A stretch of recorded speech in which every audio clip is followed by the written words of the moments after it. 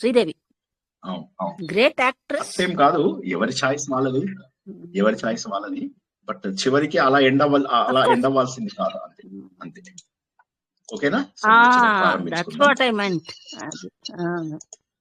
అంటే లైఫ్ తను she was happy in most of the times. She was very happy with the family, with her children and all the other activities that she was doing. She was happy, but only దురదృష్టం ఏంటంటే ending చాలా దారుణమైన ending రావడం జీవితంలో, అదొకటే. Okay, anyway ప్రారంభించుకుందాం. అంతర్యతి విలోప శాంతయే శాంత పావనమచింత్య వైభవం తం నరం బపుషి కుంజరం ముఖే మన్మహే కిమపి తుందిలం మహః వసుదేవసుతం దేవం కంసచానూరమర్ధనం దేవకీ పరమానందం కృష్ణం వందే జగద్గురుం.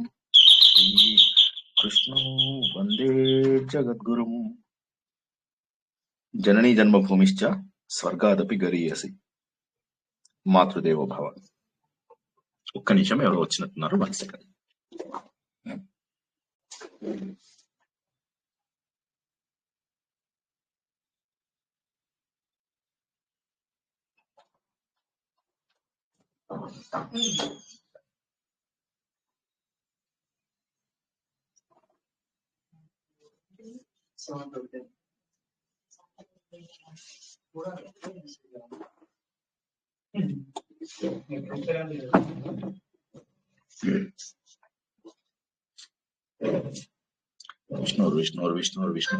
విష్ణు భగవద్బంధువులకు, ఆత్మస్వరూపులకు, సత్యాన్వేషులకు స్వాగతం, సుస్వాగతం.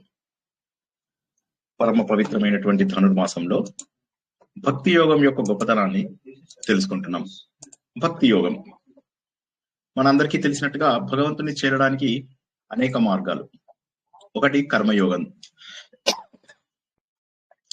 ఒక పనిని చేస్తూ ఆ పని యొక్క ఫలితాలను ఆశించకుండా ఆ పనినంతా కూడా భగవంతుడికి అర్పిస్తూ, భగవంతుడితో పాటుగా మనము జీవితాన్ని గడుపుతూ, ఫలితాలన్నీ కూడా భగవంతుడికే వదిలేస్తూ, ఇది ఒక దారి. ఇక రెండవ దారి భక్తి యోగం. అనన్య భక్తి అంటే భగవంతుడు తప్ప మరొకటి లేదు అనేటటువంటి భావన ద్వారా భగవంతుని ఇష్టపడడం. ఇది ఏదైతే ఉంటుందో ఇది చాలా కష్టమైనటువంటిది, కానీ ఇది ఆచరించిన వాళ్ళు చాలా తొందరగా భగవంతుడి వైపు చేరుకుంటారు అన్నటువంటి విషయాన్ని తెలుసుకున్నాం. మూడవది రాజయోగం. ఇది బలవంతమైనటువంటి సాధన, అంటే బయట ప్రపంచంతో సంబంధం లేకుండా మనలో ఉన్నటువంటి భగవంతుడిని జాగృతం చేసుకోవడం ద్వారా సాధన చేయడం. నాలుగవది ఆలోచిస్తూ భగవంతుడికి చేరడం. ఆలోచన ద్వారా భగవంతుడికి చేరవచ్చు. ఆలోచన రాగానే చాలా మంది జీవితంలో మార్పులు తెచ్చుకోవడము మనం ఎన్నోసార్లు చూసాం. అశోకుడు, గౌతముడు, ఇలా ఎవరి జీవితంలో చూసినా ఒక ఆలోచన వారి జీవితాన్ని మొత్తాన్ని మార్చేసి వారు భగవంతుడి వైపు పయనించేలాగా జరిగింది. ఈ 4 మార్గాలు కూడా గొప్పవే. ఈ 4 మార్గాలకు కూడా భగవంతుడు ఆధారం. చివరికి చేరుకునేటటువంటిది ఒక చైతన్య శక్తిలోకి చేరుకుంటాం. అయితే తిరుప్పావై అనేటటువంటిది ప్రత్యేకమైనటువంటిది. తమిళ ప్రబంధాలు మనము గత వారము తెలుసుకున్నట్టుగా వేదములకు సమానమని, వేదముల కంటే గొప్పవని వారి యొక్క ప్రత్యేక భావన. అయితే వేదముల కంటే గొప్పవా అన్నట్టు మనం అయితే ఒప్పుకోము, కానీ వారేంటంటే అందులో ఉన్నటువంటి మహోన్నతమైన భావము వారి భాషలో చెప్పడం వల్ల వారు దాన్ని గొప్పగా అనుకోవడం అనేటటువంటిది తప్పులేదు. అయితే నిజంగా అన్ని అలా ఉన్నాయా?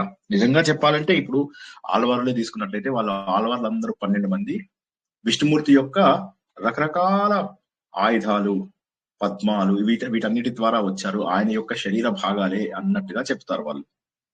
చెప్పడమే కాకుండా వీరు అనేక ప్రబంధాలు రాయడము, అవన్నీ తమిళ లోపల ఉండడము, అందులో కొన్ని పెళ్లిళ్లలో వాడతారు, కొన్ని అంత్యేష్టిలో వాడతారు, రకరకాల చోట్ల వాటిని వాడడం. అయితే ఇవన్నీ కూడా విష్ణుమూర్తికి ఆధారంగా చేస్తూ రాసినటువంటివి. వైష్ణవం అనేటటువంటిది భగవంతుడు విష్ణుమూర్తిని ఆరాధిస్తూ ఒక కొత్త మతంగా అది రూపొందుకుంది.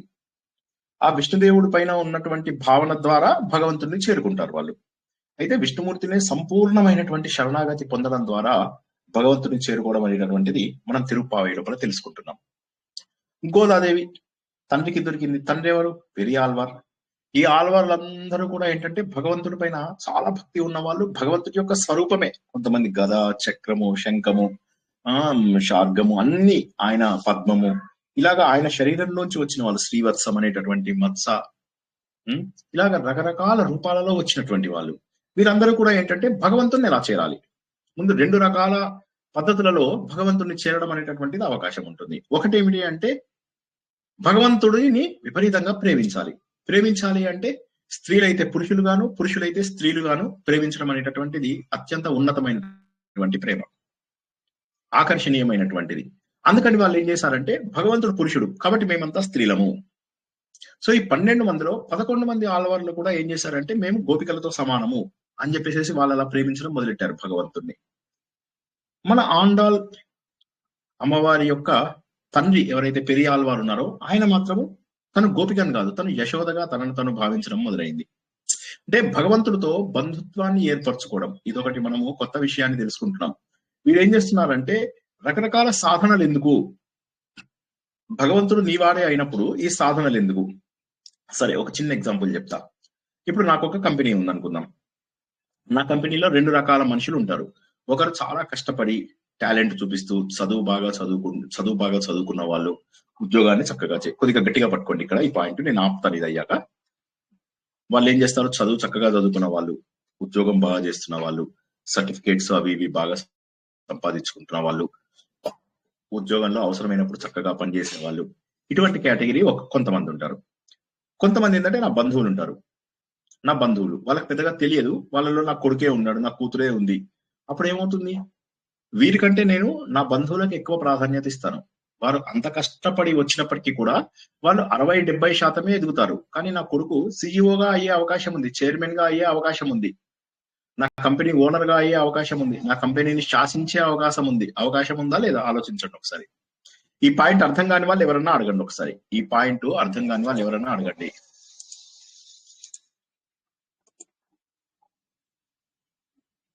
అందరికీ అర్థమైనట్టేనా? అర్థమైంది సార్. వండర్ఫుల్. సో వీళ్ళు ఏమంటారంటే ఎందుకు ఇన్ని రకాల సాధనలు? అవసరమే ఉంది ఇన్ని సాధన, కర్మయోగం, భక్తి యోగం, రాజయోగం, జ్ఞానయోగం. శ్రీనివాస్ సార్కి పని లేదు, పిచ్చోన్ లెక్క చెప్తాడు ఇవన్నీ. కానీ ఇవన్నీ అవసరమా? ఈ సాధనాలన్నిటికీ కూడా ఆధారం భగవంతుడే కదా. సో మనం భగవంతునే పట్టుకుంటే ఇవన్నీ అవసరం లేదు అనేది వైష్ణవ మతం. ఇప్పుడు చాలా మంది వైష్ణవ మతం వైపు ఎందుకు వెళ్ళిపోతారు అంటే అక్కడ మీకు మంత్రాలు అవి ఇవి కూడా పెద్దగా చెయ్యండి అవి అని చెప్పరు. ఇవే ఈ పాశురాలలోనే జ్ఞానం ఉంది, మీరు ఇవన్నీ రాకపోతే అసలు ఏమి లేదు, డైరెక్ట్ గా దేవుని తలుచుకుంటే చాలు, మీరు దేవుడి దగ్గర సంబంధం ఉంటుంది అని. మనము ఈ తిరుప్పావైలో కూడా అదే తెలుసుకుంటాం. చివరి పాశురాలకు వచ్చేసరికి మేము అమాయకులం, ఏమీ తెలియనటువంటి వాళ్ళం. కర్మయోగం, భక్తి యోగం, రాజయోగం, జ్ఞానయోగం ఇటువంటివి ఏమీ తెలియదు. కానీ నిన్ను ఆశ్రయించాం. వాళ్ళందరూ ఇవన్నీ పట్టుకొని చాలా మంది నీ ఇంట్లోకి వస్తారు, నందగోపుడు ఇంట్లోకి వస్తారు. కానీ మేము అలా కాదు, మేము డైరెక్ట్ గా వచ్చేసాం నీ ఇంట్లోకి.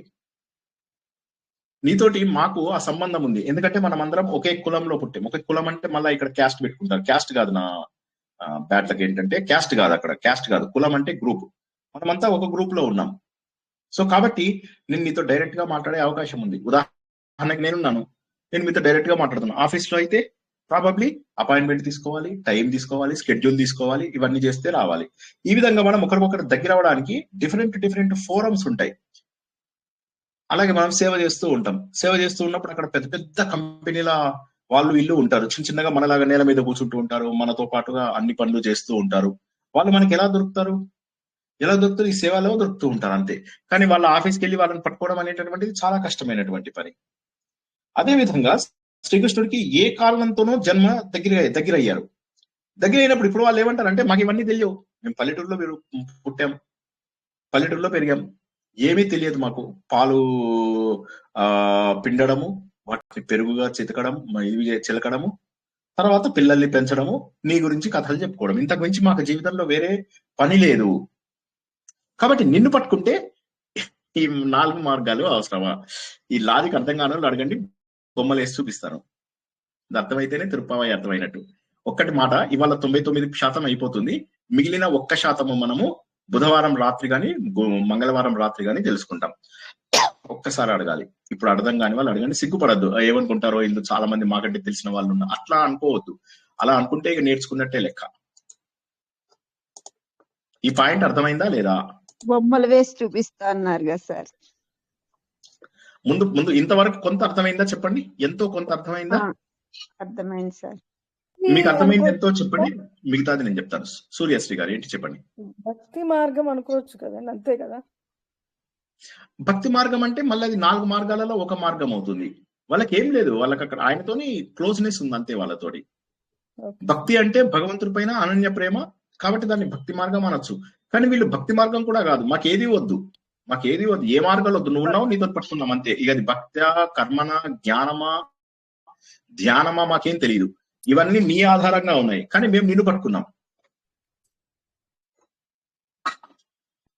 ఏదైనా నీతోటే అంటే ఉన్నాము, నిన్ను పట్టుకున్నాము, మాకు ఇంకొక అవసరం లేదు. డైరెక్ట్ కాంటాక్ట్ సార్, దేవుడితో డైరెక్ట్ కాంటాక్ట్ అంటారా? అవును, ఇక్కడ చూడండి, డైరెక్ట్ కాంటాక్ట్. ఎస్, ఇక్కడ చూడండి 1 2 3 4 మార్గాలు ఉన్నాయి. ఇలా వెళ్ళొచ్చు, ఇలా వెళ్ళొచ్చు, ఇలా వెళ్ళొచ్చు, ఇలా వెళ్ళొచ్చు. వీళ్ళు 40% ఎదుగుతారు, వీళ్ళు 50% ఎదుగుతారు, 60% ఎదుగుతారు, 70% ఎదుగుతారు. ఎదిగి భగవంతుడి గురించి తెలుసుకుంటూ, భగవంతుడి గురించి ఆలోచిస్తూ, సాధన పడుతూ, నిరంతరము కష్టపడుతూ. ఇది కేటగిరీ 1. కేటగిరీ 2 వాళ్ళు ఏంటంటే ఇక్కడ ఉన్నారు, డైరెక్ట్ గా దేవుణ్ణి పట్టుకున్నారు. వీళ్ళని పట్టుకోవడానికి కారణం ఏంటి అంటే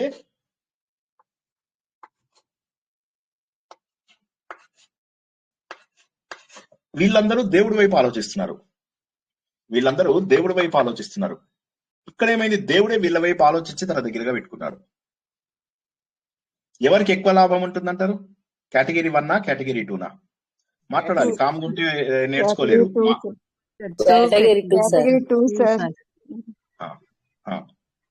అంతేనా? కొద్దిమంది చెప్పారంటే మిగతా వాళ్ళకి అర్థం కాలేదనా? ఒకసారి అర్థం చేసుకోవాలి. ఇది అర్థం చేసుకుంటేనే తిరుప్పావై మనం నేర్చుకోవడానికి కారణం ఏంటి? ఏదో మీరు పారాయణం చేయడానికి అయితే కాదు కదా ఇది. చాలా మందికి అర్థం కాలే.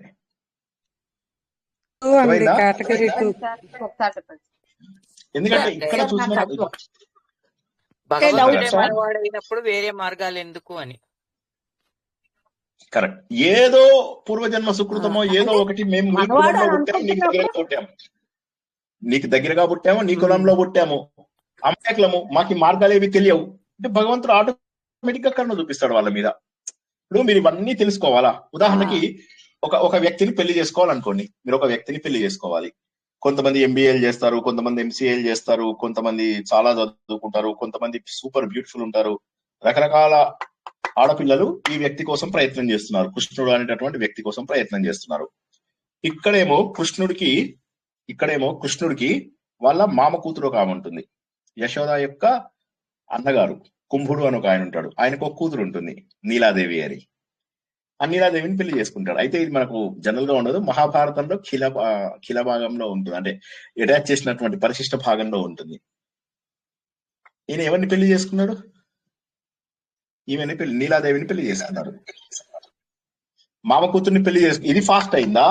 లేకపోతే ఎంబీఏలు ఎంసీఏలు చేసి పట్టణాల నుంచి వచ్చి వీళ్ళందరూ కష్టపడితే వీళ్ళకి ఫాస్ట్ గా అవుతుందా? మామ కొడలు చేసుకోవడమే ఫాస్ట్ అయింది సార్. కరెక్ట్. అంటే ఇక్కడ మనకు తెలిసే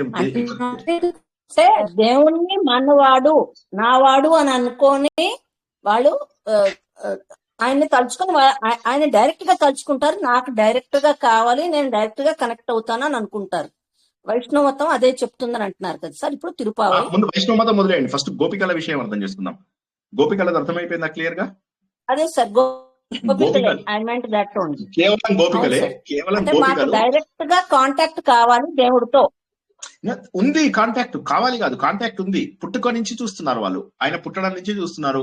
మెల్లగా బేబీ స్మైలింగ్ ఇస్తున్నాడు. బేబీ స్మైల్ తర్వాత వాళ్ళతో ఆడుకుంటున్నాడు, వాళ్ళ ఇళ్ళకి వెళ్తున్నాడు, వాళ్ళ పెరుగులు అవి పగలు కొడుతున్నాడు, వాళ్ళతో ఆడుకుంటున్నాడు, వాళ్ళతో తిరుగుతున్నాడు, వాళ్ళకి కష్టాలు వచ్చినప్పుడు కాపాడుతున్నాడు, వాళ్ళతో అంత దగ్గరగా ఉన్నాడు. కాబట్టి మాకు ఇంకా ఈ సాధనలన్నీ అవసరం ఏముంది? ఇప్పుడు నేను ఎక్కడో చెప్పడం తప్పు చెప్తున్నాను. ఇప్పుడు ఉదాహరణకి ఒక కంపెనీ CEO ఉన్నాడు. ఇప్పుడు అర్థమైంది. చైతన్య అడగండి, ఏంటి మీరేంటి?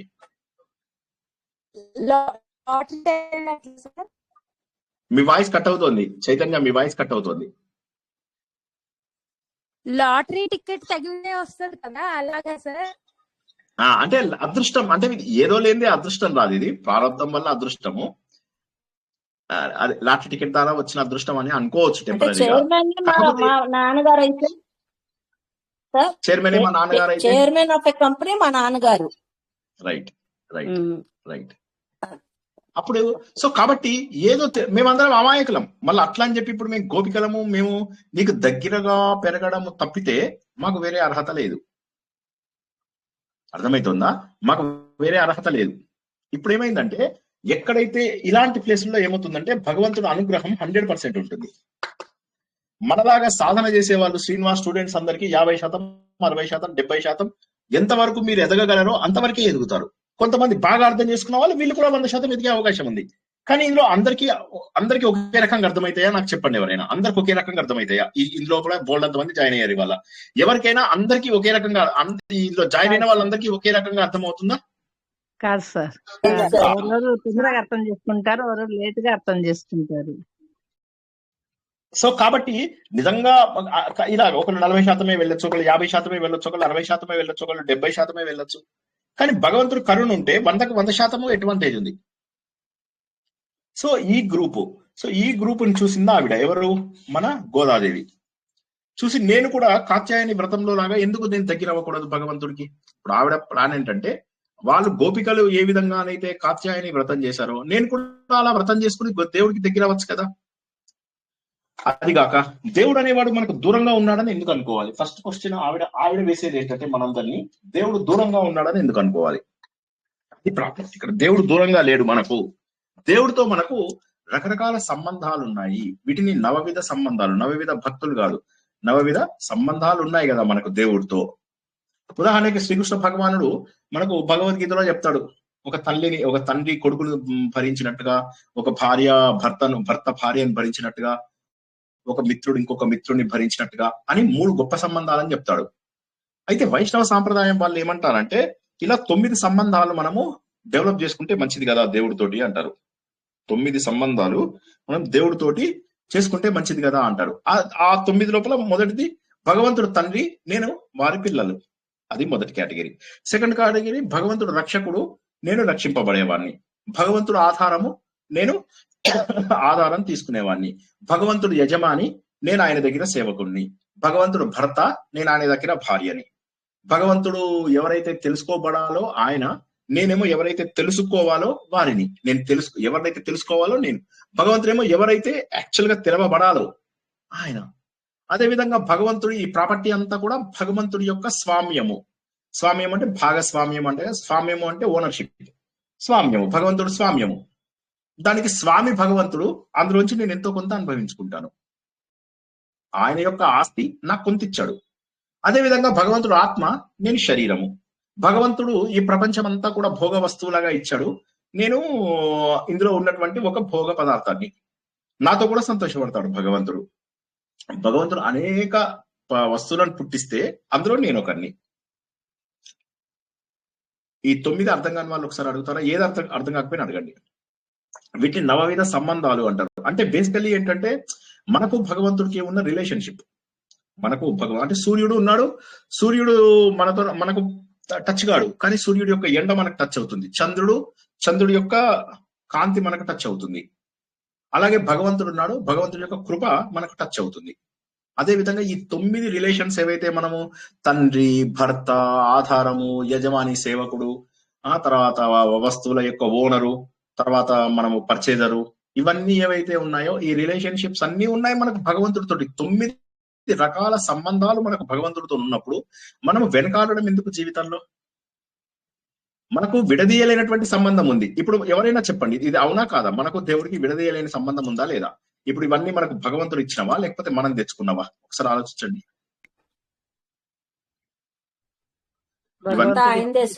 ప్రతిదీ భగవంతుడు ఇచ్చిందే సార్, మనదేది కూడా కాదు, ఒక చిన్న అణువు కూడా కాదు కదా సార్.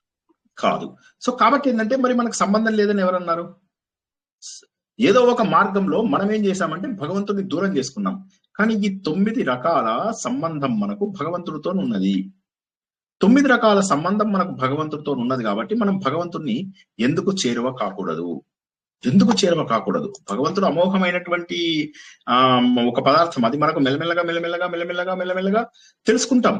కాకపోతే ముందు అసలు నేను భగవంతుడికి వేరు కాదు, భగవంతుడు నాకు చాలా క్లోజ్ అని చెప్పేసి అనుకోవాలి. అయితే వీళ్ళ మార్గంలో ఏమైతుంది అంటే వైష్ణవ సాంప్రదాయం అన్నప్పుడు విష్ణుమూర్తిదే వాళ్ళు టాప్ గా చూపిస్తారు. ఇక వేరే దేవుళ్ళని వాళ్ళు పెద్ద పట్టించుకోరు. ఒకవేళ వేరే దేవుళ్ళు ఉన్నా కూడా మా దేవుళ్ళ కిందనే అని చెప్పేసి అనడము, వీటి వల్ల మనము వైష్ణవ సాంప్రదాయాలకు కొంత దూరంగా ఉంటాం. అది కాక వైష్ణవ సాంప్రదాయాల్లో ఏమైపోయిందంటే అదొక పద్ధతి. ఇప్పుడు వాళ్ళు వేదాలని కూడా వాళ్ళు సెకండ్ కేటగిరీలోకి తీసుకుంటారు. వేదాలు మా యొక్క ద్రవిడ ప్రబంధాలు, తమిళ ప్రబంధాలు, ఈ రెండు సమానము, ఈ రెండు చదివితే 2 వేదాలు చదివినట్టు లెక్క. మేము వీటిని ఏమీ కాదనడం లేదు, కాకపోతే మా తమిళ ప్రబంధాలు గొప్పవి అనేటటువంటి భావనలో ఉన్న వాళ్ళు. సో అందువల్ల ఏమైపోతుందంటే అదొక డిఫరెన్స్. రెండవది ఏంటంటే నేను భగవంతుడికి దగ్గర వాణ్ణి అని చెప్పి చెప్పడం అనేటటువంటిది ఉంది, కానీ భగవంతుడు నేనే అన్నటువంటి భావన, అహం బ్రహ్మాస్మి భావన కొద్దిగా తక్కువ. భగవంతుడిలో ఐక్యం అయిపోయే వరకు కూడా నేను భగవంతుడి ఇది కాదు అన్నటువంటి భావన ఒకటి ఉంది. సో కాబట్టి ఏంటంటే ఇది విశిష్ట అద్వైతంలో వచ్చింది. అంటే అటు ద్వైతము కాదు, ఇటు అద్వైతము కాదు. ద్వైతం అంటే నేను వేరు, దేవుడు వేరు. వీళ్ళు ఏమంటారంటే నేను దేవుడు వేరు వేరు కాదు, మా మధ్య అట్లీస్ట్ బాండ్ ఉంది అని చెప్తారు. మనము నేర్చుకునే మిగతా అన్నింటి లోపల ఆత్మబోధ, ఆదిత్య హృదయము, యక్ష ప్రశ్నలు, ఇటువంటి మహోన్నత కావ్యాలు ఏవైతే తెలుసుకుంటున్నామో అన్నిటి లోపల కూడా, ప్లస్ మనము నేర్చుకునే ఉపనిషత్తులు, హిందువులందరూ గర్వించే ఉపనిషత్తులు ఏవైతే చెప్తాయో అది నీకు దేవుడికి తేడా లేదు అని చెప్తున్నాయి. సింపుల్ గుర్తించాలంతే. నువ్వు అది కళలో ఉన్నావు, కళ్ళు తెరిస్తే చాలు అని చెప్తున్నారు అంతే. వైష్ణవ సాంప్రదాయం ఏంటంటే ఇటు ద్వైతానికి ఇటు అద్వైతానికి మధ్యలో ఉన్నటువంటిది. అర్థం కానల్లో అడగండి, నేను ముందుకెళ్తాను. సార్ ఆ 9 సంబంధాలు ఇంకొకసారి పేర్లు అంతే సార్, అది డీటెయిల్ కాదు. తండ్రి కొడుకు, భార్యాభర్త, యజమాని సేవకుడు, రక్షకుడు రక్షింపబడేవాడు, తర్వాత జ్ఞాత జ్ఞేయం. జ్ఞేయం అంటే ఎవరైతే మనకు ధ్యేయం ధ్యాత లాగా, ధ్యేయము ధ్యాత అంటాం కదా, జ్ఞేయము జ్ఞాత. ఎవరైతే తెలుసుకోబడిన వాడు, ఎవరైతే తెలుసుకోవడానికి జ్ఞానాన్ని పొందేవాడు. తర్వాత ఓనరు అండ్ ప్రాపర్టీస్ తీసుకునేవాడు. స్వామ్యము స్వామి. ఓకే. ఆత్మ శరీరం. ఆధారపడేవాడు. భోగము భోగ పదార్థాలు. దేవుడు భక్తుడు కూడా వస్తారా సార్? అనుకోవచ్చు, తప్పేముంది. దేవుడు భక్తుడు అంటే ఇక్కడ భక్తి అనే మాట లేదు అంటే తప్పేం లేదు, కానీ వాళ్ళు ఇచ్చిన 9 ఏవైతే ఉన్నాయో ఈ రకమైన సంబంధం ఉంది మనకు అంటారు. భక్తుడు అనేసరికి ఏమైపోతుందంటే అది మనకు ఇందాక చెప్పుకున్న 4 మార్గాలలో ఒక మార్గం లాగా వెళ్తుంది. వీళ్ళు ఏమంటారంటే మాకు ఆ 4 మార్గాలు వాటితో మాకు సంబంధం లేదు, వీఆర్ ఇన్నోసెంట్ పీపుల్, నువ్వు మాకు దగ్గర ఉన్నావు, మా దగ్గర ఉండు అంతే. ఇప్పుడు ఒక కంపెనీ లోపల ఒక మేనేజర్ ని కలుసుకోవడానికి నానా కష్టాలు పడుకుంటూ మనం వెళ్తాం. ఇంటి దగ్గర ఎవరైనా తెలిసిన వాడు ఉన్నాడు, అదే అపార్ట్మెంట్ లోపల కింద లిఫ్ట్ లో వస్తూ కనుక్కుంటాడు, వాడు మాట్లాడతాడు, ఫ్రెండ్షిప్ డెవలప్ చేసుకుంటాడు. ఎవరికి ఫాస్ట్ గా వస్తుంది, ఆఫీస్ లో ఉన్నవాడిగా లేకపోతే ఆయనకు దగ్గరగా ఉన్న వాళ్ళకా? హలో. సో ఇప్పుడు అద్వైతం మనకి విశిష్టాద్వైతం ఏం చెప్తుందంటే మనకు దేవుడితోటి 9 రకాల సంబంధాలు ఉన్నప్పుడు మనం ఎందుకు దూరంగా ఉన్నాం దేవుడికి అనుకుంటాం? మనం దేవుళ్ళం కాదు, కానీ దేవుడికి చాలా క్లోజ్ గా ఉన్న వాళ్ళము. అందుకే విశిష్టాద్వైతం అంటే ఏంటి? స్పెషల్ కేస్ ఆఫ్ అద్వైతం. అద్వైతంలో ఒక చిన్న సెపరేట్ కేస్ అన్నమాట, రామానుజ తీసుకొచ్చినటువంటిది. కాకపోతే ఇది మనకేంటంటే ఇది కేవలం వైష్ణవ సాంప్రదాయం మీద మాత్రమే చెప్పారు వాళ్ళు. ఇదంతా కూడా ఏదైతే కాన్స్టెంట్ గా అందరికీ అప్లికేబుల్ అవుతుందో అప్లికేబుల్ కాదు. అందుకే మీరు తిరుప్పావిలో చూసుకుంటే 12 మంది ఆల్వార్లలో కూడా వాళ్ళు కొంతమంది ద్వాపర యుగాలలో కూడా పుట్టారని చెప్పి చెప్తారు. కొంతమంది డైరెక్ట్ గా మేము దేవుళ్ళని చూసేసి రాసాము అన్నట్టుగా కూడా చెప్తారు వాళ్ళు. విష్ణుమూర్తి మాకు కనిపించాడని చెప్తారు. ఉదాహరణకి 18వ పాశురం అనుకుంటాను, అందులో నీలాదేవి అని ఈయన భార్య ఉంటుంది కదా, ఆవిడని వెళ్ళి కొద్దిగా మీ హస్బెండ్ లేపండి అని చెప్పేసి అంటారు. దాన్ని రికమెండేషన్ అంటారు, సిఫారసు అంటారు కదా, రికమెండేషన్. పురుషాకారం అంటారు. పురుషాకారం అంటే రికమెండేషన్. ఆ రికమెండేషన్ అయితే అది చదువుతూ అది రామానుజ బాగా ఎక్కువ చదివేవాడు అని చెప్పేసి ఆయన ఇళ్ల లోపల భిక్షం అడగడానికి వెళ్ళినప్పుడు ఆయన రోజు కన్నీరు పర్యంతం అయిపోతాడు. ఆయన శిష్యులందరూ వచ్చి ఏమైంది, కన్నీరు పర్యంతం ఎందుకు అయ్యావయ్యా అంటారు. అంటే నేను భక్తి భావనలో ఇవాళ ఒక విషయాన్ని చూశాను అని. ఏం చూసావు అంటే, నాకు నీలాదేవి గారు ఈ 18వ పాశురం చదువుతూ ఉండగా ఆవిడ నాకు భిక్ష పెట్టారు అంటాడు. సో భక్తి మార్గాన్ని తీసుకొచ్చినటువంటిది ఖచ్చితంగా వైష్ణవ మతమే, నో డౌట్ అబౌట్ ఇట్. కానీ భక్తి మార్గం మనకు వేదాలలో గాని కర్మకాండలలో గాని లేదు. అయితే ఇక్కడ భక్తి మార్గం అనగానే మనం ఫస్ట్ తయారైపోతాం, పూజలు వేసుకొని చేతుల లోపల పల్లెలు పెట్టుకొని హారతులు ఇచ్చుకుంటూ తయారైపోతాం. అది కాదు భక్తి అంటే, అది కాదు అది కాదు అది కాదు అది కాదు. ఉదాహరణకి మనము తెలుసుకుంటాం ఇవాళ. అండ్ మళ్ళీ చెప్తున్నాను ఒకసారి, అందరూ ప్లీజ్ రిమెంబర్, ఇవాళ లాస్ట్ క్లాస్ కాదు, దాదాపుగా అయిపోతుంది, కానీ కొన్ని ఇంపార్టెంట్ పాయింట్స్ ఇవాళ చెప్పలేను నేను. అవి మనము లాస్ట్ డే నాడు చెప్పుకుందాం. భోగి రోజు నాడు, ఏ రోజైతే వారి కళ్యాణం జరుగుతుందో, భోగి అంటే చివరి రోజు నాడు ఎప్పుడైతే వారిద్దరి కళ్యాణం జరుగుతుందని చెప్పేసి అంటారో ఆ రోజు నాడు కానీ అంతకు ముందు రోజు కానీ చెప్పుకుందాం. ఓకే, జై శ్రీకృష్ణ. ఇప్పుడు మళ్ళీ ఈ పాశురాల లోపల ఏమవుతుంది, వీళ్ళందరూ దేవుడి దగ్గరికి వెళ్ళిపోతారు. ఫైనల్లీ దేవుడు అడుగుతారు ఏం కావాలి అంటారు. దేవుడు అంటే ఇట్లా మేము వ్రతం చేస్తున్నాం, ఈ ఐటమ్స్ కావాలంటారు. ఐటమ్స్ ఇచ్చాక ఏంటి అంటాడు, ఎందుకయ్యా మమ్మల్ని పరీక్షిస్తున్నావు, మేము అమాయకులం, మాతో నీ గేమ్స్ ఆడుతున్నావేంటి, మాకేం తెలీదు, మాకు ఈ జన్మ కాదు కొన్ని కోట్ల జన్మలైనా నీతో బంధం ఉంటే చాలు. ఒక్క నిమిషం ఆపుతాను, ఇటు సైడ్ మళ్ళీ ఆలోచించండి. జ్ఞాన మార్గంలో ఉన్న వాళ్ళు ఏమనుకుంటారు, మాకు ఇంకా జన్మ వద్దు అనుకుంటారు.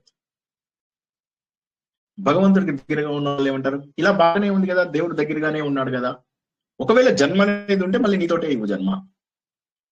రెండో అద్భుతం అంటే కాదని అనలేవు, ఇది డెఫినెట్ గా నేనైతే ఇదే ప్రిఫర్ చేస్తాను. బట్ ఇక్కడ ఉన్నటువంటిది ఏమి తక్కువ కాదని ఆలోచించండి. అందరూ నిద్రలోకి వెళ్ళిపోయారా, అర్థమవుతుందా, ఏదో తపన పడుతున్నాను. లేదు సార్, బాగుంది సార్, చాలా అర్థమవుతుంది సార్. చాలా బాగా అదే చెప్పండి, కొద్దిగా బాగా చెప్తున్నానా లేదా అన్న చెప్పాలి, లేకపోతే ఏమైపోతుంది తెలుసా.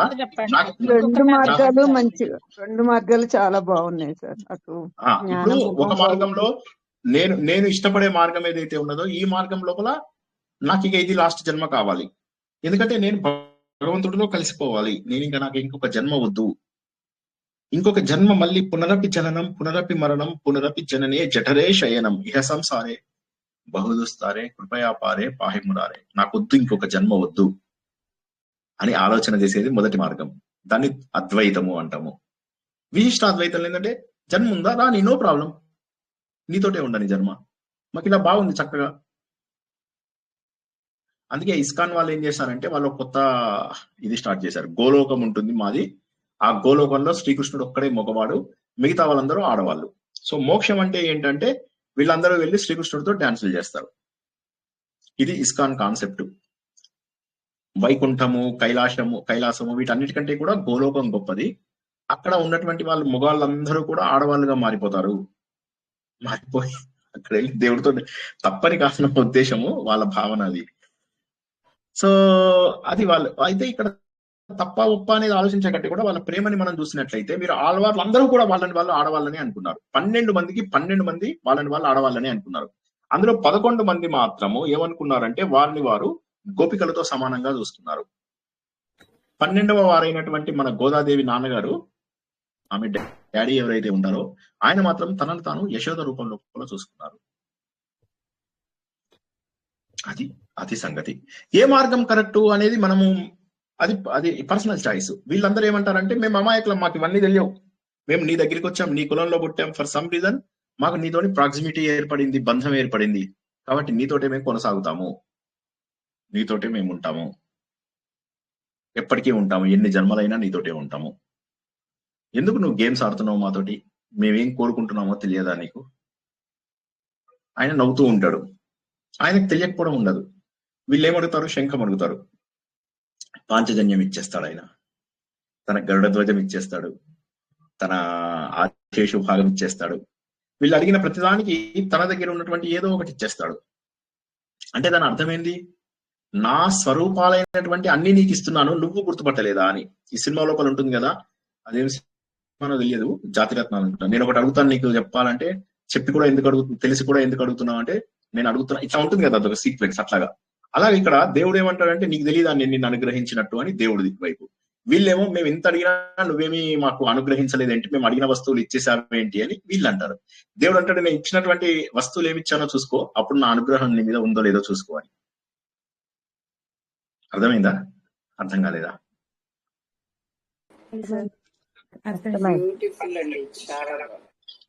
అనుగ్రహం ఉండబట్టే కదా సార్ ఆ వస్తువులన్నీ ఇవ్వడం జరిగింది, లేకపోతే ఇవ్వడు కదా. ఎంత బాగుంది చూడండి తిరుప్పావై, చాలా అద్భుతం. గుండెకి చిల్లుబడి కళ్ళలోంచి నీళ్లు రావాలి. అందుకే ప్రతి ఒక్క మనిషిని, రాక్షసులను కూడా మార్చేది ప్రేమ. ప్రేమతో మారని వాళ్ళు ఎంతమందో, బట్ వారికి సరైన ప్రేమ దొరకకపోవచ్చు బహుశా జీవితంలో. అది ఇక్కడ ఆ బిలాంగింగ్నెస్ ఏదైతే ఉన్నదో, ఆ బిలాంగింగ్నెస్ అనేది అత్యద్భుతం. అలాగే దేవుడి లోపల వాళ్ళందరూ ఐక్యమవుతారు. ఎన్నో రకాల ప్రవర్తనలు, ఎన్నో రకాల ఆలోచనలు, 3 రకాల జనాలు. మొదటి రకం డైరెక్ట్ గా గోపికలు. ఈ గోపికలంతా కూడా కాత్యాయని వ్రతం చేసి రాసలీల ద్వారా భగవంతుడితో ఐక్యమైపోయారు. సెకండ్ కేటగిరీలో తిరుప్పావై అనే ప్రబంధంలో గోదాదేవి రాసినటువంటి కాత్యాయని వ్రతం లాంటి గోదా వ్రతం, దాన్ని శ్రీ వ్రతం అంటారు అని చెప్పి తెలుసుకున్నాం. శ్రీ అంటే భగవంతుడు చైతన్య శక్తి అని అనుకున్నాము, ఇక్కడ భగవంతుడు అని అంటారు వాళ్ళు. ఆ భగవంతుడు చైతన్య శక్తిని తీసుకోవడానికి అందరూ కలిసి కట్టుగా వెళ్ళారు భగవంతుడి దగ్గరికి. అందులో అజ్ఞానంతో పడుకున్న వాళ్ళు, అహంకారంతో పడుకున్న వాళ్ళు, లేదా భగవంతుడి ఆలోచనలలో తన్మయత్వంతో పడుకున్న వాళ్ళు ఒక 10 మంది మిగిలిపోయారు. ఆ మిగిలిపోయిన 10 మందిని లేపారు, నిద్ర లేపారు. ఒకళ్ళ ఇంటికి వెళ్తారు. గత వారం తెలుసుకున్నవే ఇవి రిపీట్ చేస్తున్నాం. మళ్ళీ మీరు సార్ చెప్పండి సార్ అంటే చెప్తాను, నాకేం అభ్యంతరం లేదు, ఎన్నిసార్లైనా వినగలుగుతాం ఇలాంటివి. ఒకళ్ళ ఇంటికి వెళ్తారు. ఏందమ్మా అందరినీ లేపుతానని చెప్పి నువ్వే పడుకున్నావు, అందరినీ లేపుతాను పొద్దున్నా అని చెప్పేసి తనే నిద్రపోతుంది అన్నమాట. అలాంటి వాళ్ళు ప్రగల్భ వాళ్ళు. ఇంకొక అమ్మాయి ఉంటుంది, వీళ్ళు వచ్చేసరికి సారీ లేట్ అయిపోయిందా అని చెప్పేసి తన తప్పుదని తెలుసుకున్న అమ్మాయి ఒక ఆమె ఉంటుంది. ఒక ఆమె మణి రత్న ఖచ్చిత సింహాసనం పైన శుభ్రంగా, సింహాసనం కాదు, ఒక పలంకు పైన పడుకొని ఉంటుంది. ఆవిడ ఆ సుఖంలోనే ఉండి వీరందరినీ కూడా గుర్తించదు. ఒక ఆమె ముద్దు నిద్రపోతుంది కుంభకర్ణుడు లాగా. వీళ్ళందరూ అంటారు, ఏమమ్మా దేవుడు నీకు ఈ వరం ఇచ్చాడు అని చెప్పేసి. ఇలాగా రకరకాల ప్రవర్తనలు ఉన్నటువంటి జనాలందరినీ కూడా కలుపుకొని పోయారు. ఇంకొక ఆమెనేమో, నువ్వు మా లీడర్, నువ్వు వచ్చి మమ్మల్ని లీడ్ చెయ్యి. అలాగా అందరము సమానమే ఇక్కడ అనేటటువంటి భావంతో గోదాదేవి ఇచ్చినటువంటిది. మొదటిది గోపికల ప్రేమ, రెండవది గోదాదేవి తిరుప్పావైలో రాసినటువంటి ప్రేమ. మరి మూడవ విషయం ఏంటి అంటే, ఇది మనకు చివరి పాశురంలో వస్తుంది. దీన్ని మనం చాలా వివరంగా వచ్చే వారం తెలుసుకుంటాం. భగవంతుడు క్షీరసాగర మథనం చేస్తున్నప్పుడు అందులోపల కొంతమంది మునులు, ఋషులు వీళ్ళందరూ కూడా పడవల్లో వెళ్తూ ఉంటారు. చిన్న చిన్న చెక్క పడవలలో వెళ్తూ ఉంటారు. ఈయన చిలుకుతున్నప్పుడు ఎలాంటి చిలకడం అంటే, ఇది మామూలు చిలకడం కాదు, ఇది సముద్రము ఇదైపోతుందా, ఈ మంత్ర పర్వతం ముక్కలైపోతుందా, నీళ్ళన్నీ అల్లకల్లోలమై 100 సునామీలు వచ్చాయా.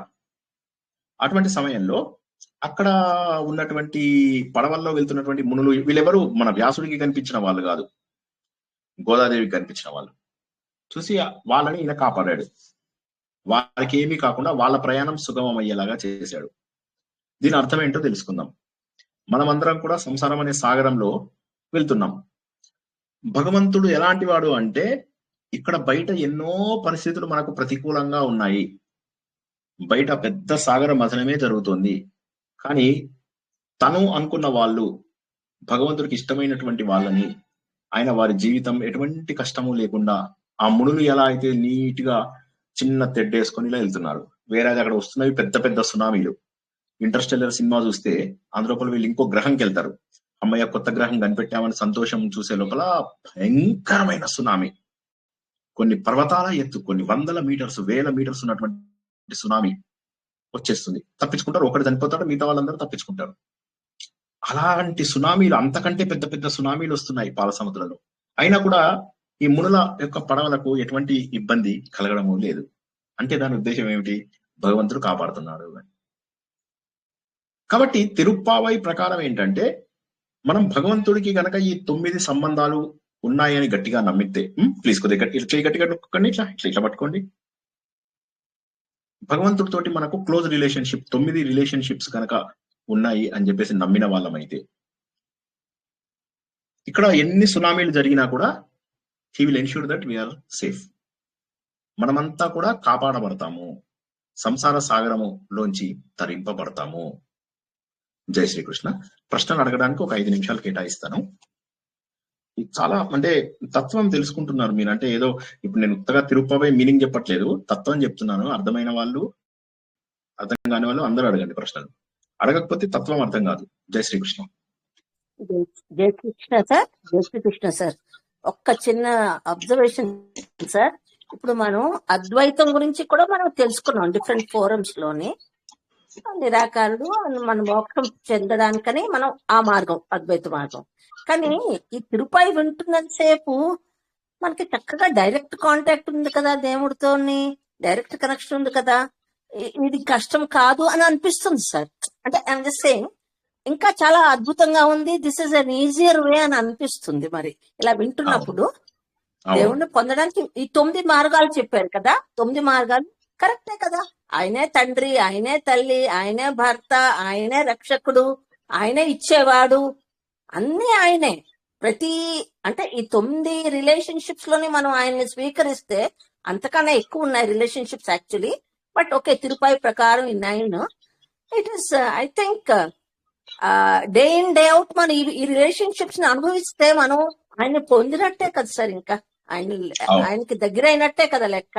అంటే ట్రూగా మనసా వాచ మనం ఈ రిలేషన్షిప్స్ ని మనం అనుభూతి చెందితే గనక I think this is the easiest way of attaining God అలా అనిపిస్తుంది సార్ నాకు. కరెక్ట్. అంటే just my feeling I have expressed అంతే. కరెక్ట్. నేను కూడా అదే చెప్పాను, మీరు కూడా అదే చెప్పారు. ఇందులో ఇంకా మిగతా వాళ్ళకి కూడా అదే అర్థమై ఉండాలని అనుకుంటున్నాను. ఎవరైనా అలా అర్థం కాని వాళ్ళు, ఇప్పుడు మేడం చెప్పినట్టుగా అర్థం కాని వాళ్ళు ఎవరైనా ఉంటే చెప్పండి.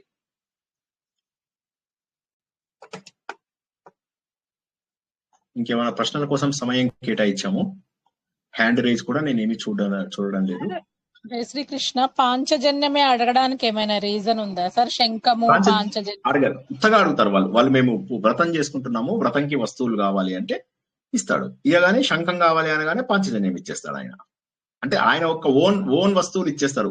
మీరు నన్ను ఏదో అడగడం ఏంది, నా ఓన్ వస్తువులు తీసేసుకోండి అంటారు. నువ్వు నాకు ఒక 10 రూపాయలు అంటే 10 రూపాయలు ఎందుకు బ్యాంక్ అకౌంట్ తీసుకొని ఇచ్చాడు అనుకో, ఎట్లా ఉంటుంది? You are my own people, why are you worried about asking small things? తీసుకోండి, మొత్తం తీసుకోండి, చిన్నవి ఎందుకు, మొత్తం తీసుకోండి. అది ఎనీవే, ఇంకా మనం అసలు ఆ శ్లోకం దాకా రాలేదు. మీకు తత్వం కావాలని చెప్తున్నాను అంతే. తత్వం అర్థమైందా లేదా? ఎందుకంటే ఐఎమ్ నాట్ వరీడ్ అబౌట్ పాశురాలు, మంత్రాలు, శ్లోకాలు. తత్వం అర్థమైందా లేదా? ఇప్పుడు సుధామోహన్ గారు ఆవిడ చెప్పారు, అలాగే అనిపించిందా? ఇంకెవరికైనా వేరుగా అనిపిస్తే అవి కూడా చెప్పండి, మాట్లాడండి. ఇన్నోసెన్స్ వితౌట్ ఎనీ లాజిక్, అంతే ప్రశాంతంగా అక్కడ వాళ్ళ మనసులు అంత అలా అనిపించింది. లాజిక్ గానీ ఏమీ ఉండదు ఇక్కడ, ఇన్నోసెన్స్ చక్కగా. వాళ్ళు ఇంకో జన్మ గురించి కూడా, నువ్వు జన్మిస్తే మళ్ళీ నీతో పాటు మేము జన్మిస్తామంటారు కదా సార్, అది కూడా బాగుంది సార్. ఆ భావన కూడా అద్వైతం అంటేనేమో ఆయనలో కలిసిపోయి జన్మ ఉండదు, విశిష్ట అద్వైతం అంటేనేమో మళ్ళీ జన్మలు ఉంటాయి. ఆయన లోకంలో ఉంటారు వాళ్ళు, ఆయన లోకంకి వెళ్తారు, గోలోకంకి వెళ్తారు అని చెప్పి వీళ్ళ నమ్మకం అది, వాళ్ళ నమ్మకం, తమిళియన్స్ నమ్మకం అది. ఇంకెవరైనా మాట్లాడాలంటే చేయలేపండి. అర్థమైందనే ఆశిస్తున్నాను. ఇది చాలా గొప్ప తత్వము, మనం నేర్చుకుంటున్నాము. 9 విధానాలు ఒక్కసారి రిపీట్ చేయరా ప్లీజ్? నేను ఏదో మిస్. ఇందాక రాసుకున్న వాళ్ళు చదవండి ఒకసారి. ఇందాక రాసుకున్న వాళ్ళు చదవండి ఒకసారి. ఇందాక రాసుకున్న వాళ్ళు ఒకసారి చదవండి. చదవనా సార్? తండ్రి పిల్లలు, ఆధారము ఆధారపడేవారు, భర్త భార్య, తెలుసుకునేవారు తెలుసుకోబడే వస్తువు. తండ్రి పిల్లలు, ఆధారం ఆధారపడేవారు, భర్త భార్య, రక్షకుడు రక్షింపబడేవాడు. అది కూడా ఉంది. తెలుసుకోబడాల్సిన వారు, తెలుసుకొన్నవారు. స్వామ్యం స్వామి, ఆత్మ శరీరం, భోగం సేవకుడు, భోగ పదార్థాలు, యజమాని సేవకుడు, సామ్యం అదొకటి చెప్పండి ఒకసారి. స్వామి ఓకే, సామ్యముకి స్వామ్యం స్వామ్యం స్వామి స్వామ్యం. సామ్యమా? స్వామ్యం అంటే ప్రాపర్టీ భాగస్వామ్యం అంటారు కదా. ఓ ఓ యా. స్వామ్యం అంటే ఓనర్షిప్ అని మీనింగ్. స్వామి స్వామ్యం అంటే ఓనర్షిప్. ఇప్పుడు భగవంతుడికి చెందిన వారమే కదా మేము అనే భావం. ఆత్మ శరీరం, ఓకే ఓకే అండి. భోగం భోగ పదార్థాలు. భోగం, ఆ, రైట్? అవును. ఓకే ఓకే అండి. రక్షకుడు రక్షింపబడేవాడు. ఓకే. జ్ఞాత జ్ఞేయం. జ్ఞాత ఆ, తెలుసుకోవడమా? జ్ఞానం ఇచ్చేవాడు, జ్ఞానం తీసుకోబడేవాడు. తీసుకో. అంతే జ్ఞాత అంతే. అంటే ఇచ్చేవాడు. ఉమ్. జ్ఞాతకి నెక్స్ట్ ఏం చెప్పారు సార్? జ్ఞేయం. జ్ఞాత జ్ఞేయం. జ్ఞేయం, జ్ఞానం జ్ఞానం తీసుకోబడేవాడు, పొందడం కదండి, అవును. పొందబడేవాళ్ళు. పొందబడేవాళ్ళు. థ్యాంక్స్ అండి, అన్ని వచ్చాయి. ఓకే, సో ఇప్పుడు ఏమైంది, మనకు ఇలా రకరకాల పద్ధతులు ఉన్నాయి. ఇంకెవరికైనా ప్రశ్నలు ఉంటే అడగండి. ఒక్క నిమిషం టైం ఇస్తున్నాను, లాస్ట్ మినిట్. ఎందుకంటే ఇది మంచి తత్వం. చెప్పండి ఒకసారి. భోగ పదార్థాలు చెప్పరా ఒకసారి? భోగం అంటే ప్రపంచంలో మనం ఉన్నటువంటి వస్తువులన్నీ తయారు చేసింది ఎవరు? భగవంతుడు ఇచ్చాడు. దాన్ని అనుభవించే వాళ్ళం మనము. అదే విధంగా భగవంతుడు కూడా ఈ ప్రపంచం అంతా కూడా భోగ పదార్థాలుగా ఇచ్చాడు. మనం ఒక్కొక్కళ్ళము కూడా భగవంతుడి యొక్క స్వరూపమే. అంటే ఆయన కూడా మనతో ఆడుకుంటాడు, అది కూడా అనుకోవచ్చు. అంటే ఈ ప్రపంచంలో ఉన్నవన్నీ కూడా భోగ పదార్థాలు, వాటితో ఆడుకుంటున్నటువంటి వాడు భగవంతుడు. అంటే అందరము బొమ్మలము, ఈ బొమ్మలతో ఆడుకుంటున్నటువంటి వాడు భగవంతుడు. అదన్నమాట. భోగము అని అంటే ఇప్పుడు అది గాలి, వాయువు, ఇష్టపడేవాడు అన్ని అవి కూడా వస్తాయి అవ్వచ్చు. కదండి. అవి కూడా అవ్వచ్చు. వాటన్నిటి వాడుకుంటున్న వాళ్ళు కూడా మనం, వాడుకుంటున్న అవన్నీ వాళ్ళం మనం, ఇచ్చేవాడు, అవి ఉపయోగించుకునే వాళ్ళు మనం. ఉపయోగించుకునేవాళ్ళు. కరెక్ట్. సుఖాలని కూడా అనుకోవచ్చు కదా సార్. భోగాలు అంటే సుఖాలు, కంఫర్ట్స్ అన్ని కూడా. ఓకే, సో ఇప్పుడు ఏమైపోయింది? సో మనకు ఇంకెవరికైనా ప్రశ్నలు ఉంటే అడగండి, ముందుకెళ్తాను. ఇంకెవరు చేతులు లేపలేదు, సో నేను ఐ విల్ కంటిన్యూ. జ్ఞానం ఇంకోటి ఏంటండి? జ్ఞానం తీసుకునే వాళ్ళు చూడండి ఒక్కసారి. ఇప్పుడు ఇది త్రిపుటి అంటారండి. త్రిపుటి అంటే ఏంటి? కర్త కర్మ క్రియ. ఈ కర్త కర్మ క్రియ మనం ఎన్నోసార్లు తెలుసుకున్నాము. కర్త కర్మ క్రియ లోపల ధ్యానము, ధ్యేయము, ధ్యాత. ధ్యానం అనేటటువంటి పద్ధతి ద్వారా ధ్యేయం అనేటటువంటి భగవంతుణ్ణి, ధ్యాత అనేటటువంటి నేను తెలుసుకుంటాను. జ్ఞానము అనేటటువంటి పదార్థం ద్వారా జ్ఞాత అయిన నేను, జ్ఞేయము అయినటువంటి భగవంతుడిని తెలుసుకుంటాను. ధ్యేయము, జ్ఞేయము అవన్నీ కూడా భగవంతుడు. ఓకేనా? వీటిని త్రిపుటి అంటారు. కర్త కర్మ క్రియ. కర్త కర్మ క్రియ, సబ్జెక్ట్ వర్బ్ ఆబ్జెక్ట్ ఇంగ్లీష్ లో. సార్ మొదటి దాంట్లో తండ్రి పిల్లలు ఒకటే వచ్చింది. తండ్రి పిల్లలు కరెక్ట్. భగవంతుడు తండ్రి, మనం పిల్లలు. కరెక్ట్. అంటే మీ ప్రశ్న ఏంటి? నాకు అర్థం కావడం. తండ్రి పిల్లలు ఒక్కటే అనుకున్నారు, దానికి ఇంకొకటి ఆన్సర్ అడుగుతున్నారు. తండ్రి పిల్లలు ప్రేమ అనుకోండి, వాళ్ళిద్దరి మధ్యలో. తండ్రి పిల్లల మధ్య భగవంతుడు తండ్రి, మనము పిల్లలము. ఇప్పుడు అర్థమైంది. భగవంతుడిని తండ్రిగా ఊహించుకుంటే మనం ఆయన పిల్లలం. అదే విధంగా భగవంతుడు ఆస్తి ఉన్నవాడైతే మనం ఆయన దగ్గర ఆస్తి తీసుకునే వాళ్ళం. భగవంతుడు రక్షించేవాడైతే మనం రక్షింపబడే వాళ్ళం. భగవంతుడు అన్నం ఇచ్చేవాడైతే మనం ఆ అన్నం తినేవాళ్ళం. భగవంతుడు భరించేవాడైతే మనం ఆయన భార్యలం. ఇదన్నమాట. అంటే భగవంతుడికి మనకు చాలా దగ్గర సంబంధం ఉంది అని చెప్పే వాటిని ఈ 9 సంబంధాలు అంటారు. క్లియర్? హలో, ప్రశ్న అడిగిన వాళ్ళు క్లియర్ అని చెప్పాలి. సో ఇప్పుడు ఏం జరుగుతోంది? ఏం జరుగుతోంది? ఈవిడ అందరినీ ముందు ఫస్ట్ ఆలోచిస్తోంది. ఏంటి, ఏం చెయ్యాలి నేను వీళ్ళందరి కోసము? అంటే 3 పద్ధతులు. ఒకటేమో గోపికల పద్ధతి, రెండవదేమో తిరుప్పావై పద్ధతి. ఈ గోపికలకేమో ఆటోమేటిక్ గా వాళ్ళు క్లోజ్ అయిపోయారు, వాళ్ళు రాసలీల వచ్చారు, వాళ్ళకి పూర్వజన్మ సుకృతం ఉంది. రెండవ దాంట్లో తిరుప్పావై లోపల సంబంధాన్ని తెచ్చుకుని అందరినీ భగవంతుడి దగ్గర తీసుకెళ్లి మనను మనం శుద్ధిపరచుకోవడం ద్వారా దేవుడి దగ్గరికి వెళ్ళడం. మూడో కేటగిరీ ఉంది శ్రీనివాస్ స్టూడెంట్స్. వీళ్ళ సంగతి ఏంటి? వీళ్ళు వీళ్ళందరూ కష్టపడాలి సార్, బాగా కష్టపడాలి, సాధన చేయాలి. తిరుప్పావై ప్రకారం కష్టపడక్కర్లేదు. అది ఆవిడ ఏమంటుందంటే, తిరుప్పావై ప్రకారము మీరు ఇవేం కష్టపడక్కర్లేదు, నేను ఎంతో కష్టపడి రాసినటువంటి ఈ 30 చదువుకోండి. చదువుకుంటే భగవంతుడు మిమ్మల్ని గుర్తిస్తాడు. షాకు. ఎందుకు షాకు? ఎందుకు షాకు? ఎందుకు షాక్ అంటే, ఆవుంది, ఒక ఆవుకి దూడ చనిపోయింది అనుకోండి, కొద్దిగా గట్టిగా పట్టుకొని మెల్లగా చెప్తున్నాను, పిల్లలకు చెప్పినట్టు చెప్తున్నాను. ఇక అయినా కూడా నిద్రపోతే ఏమనాలి? ఇక ఇలాంటి సార్ మంచిగా ఇనుకోండి, గట్టిగా ఇట్లా పట్టుకొని ఉండండి. రక్తం ఇట్లా ఇట్లా మాటమాటికి ఇట్లా అంటుంటే రక్త ప్రసారం అవుతూ ఉంటే కొద్దిగా నిద్ర తగ్గుతుంది.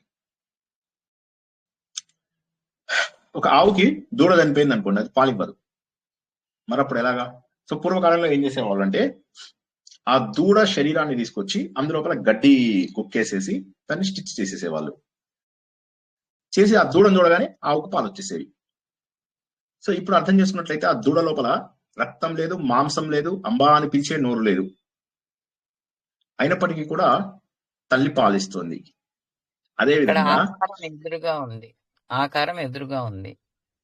అంటే అదే విధంగా తిరుప్పావైలో అన్ని రెడీ చేసినటువంటిది ఉన్నది.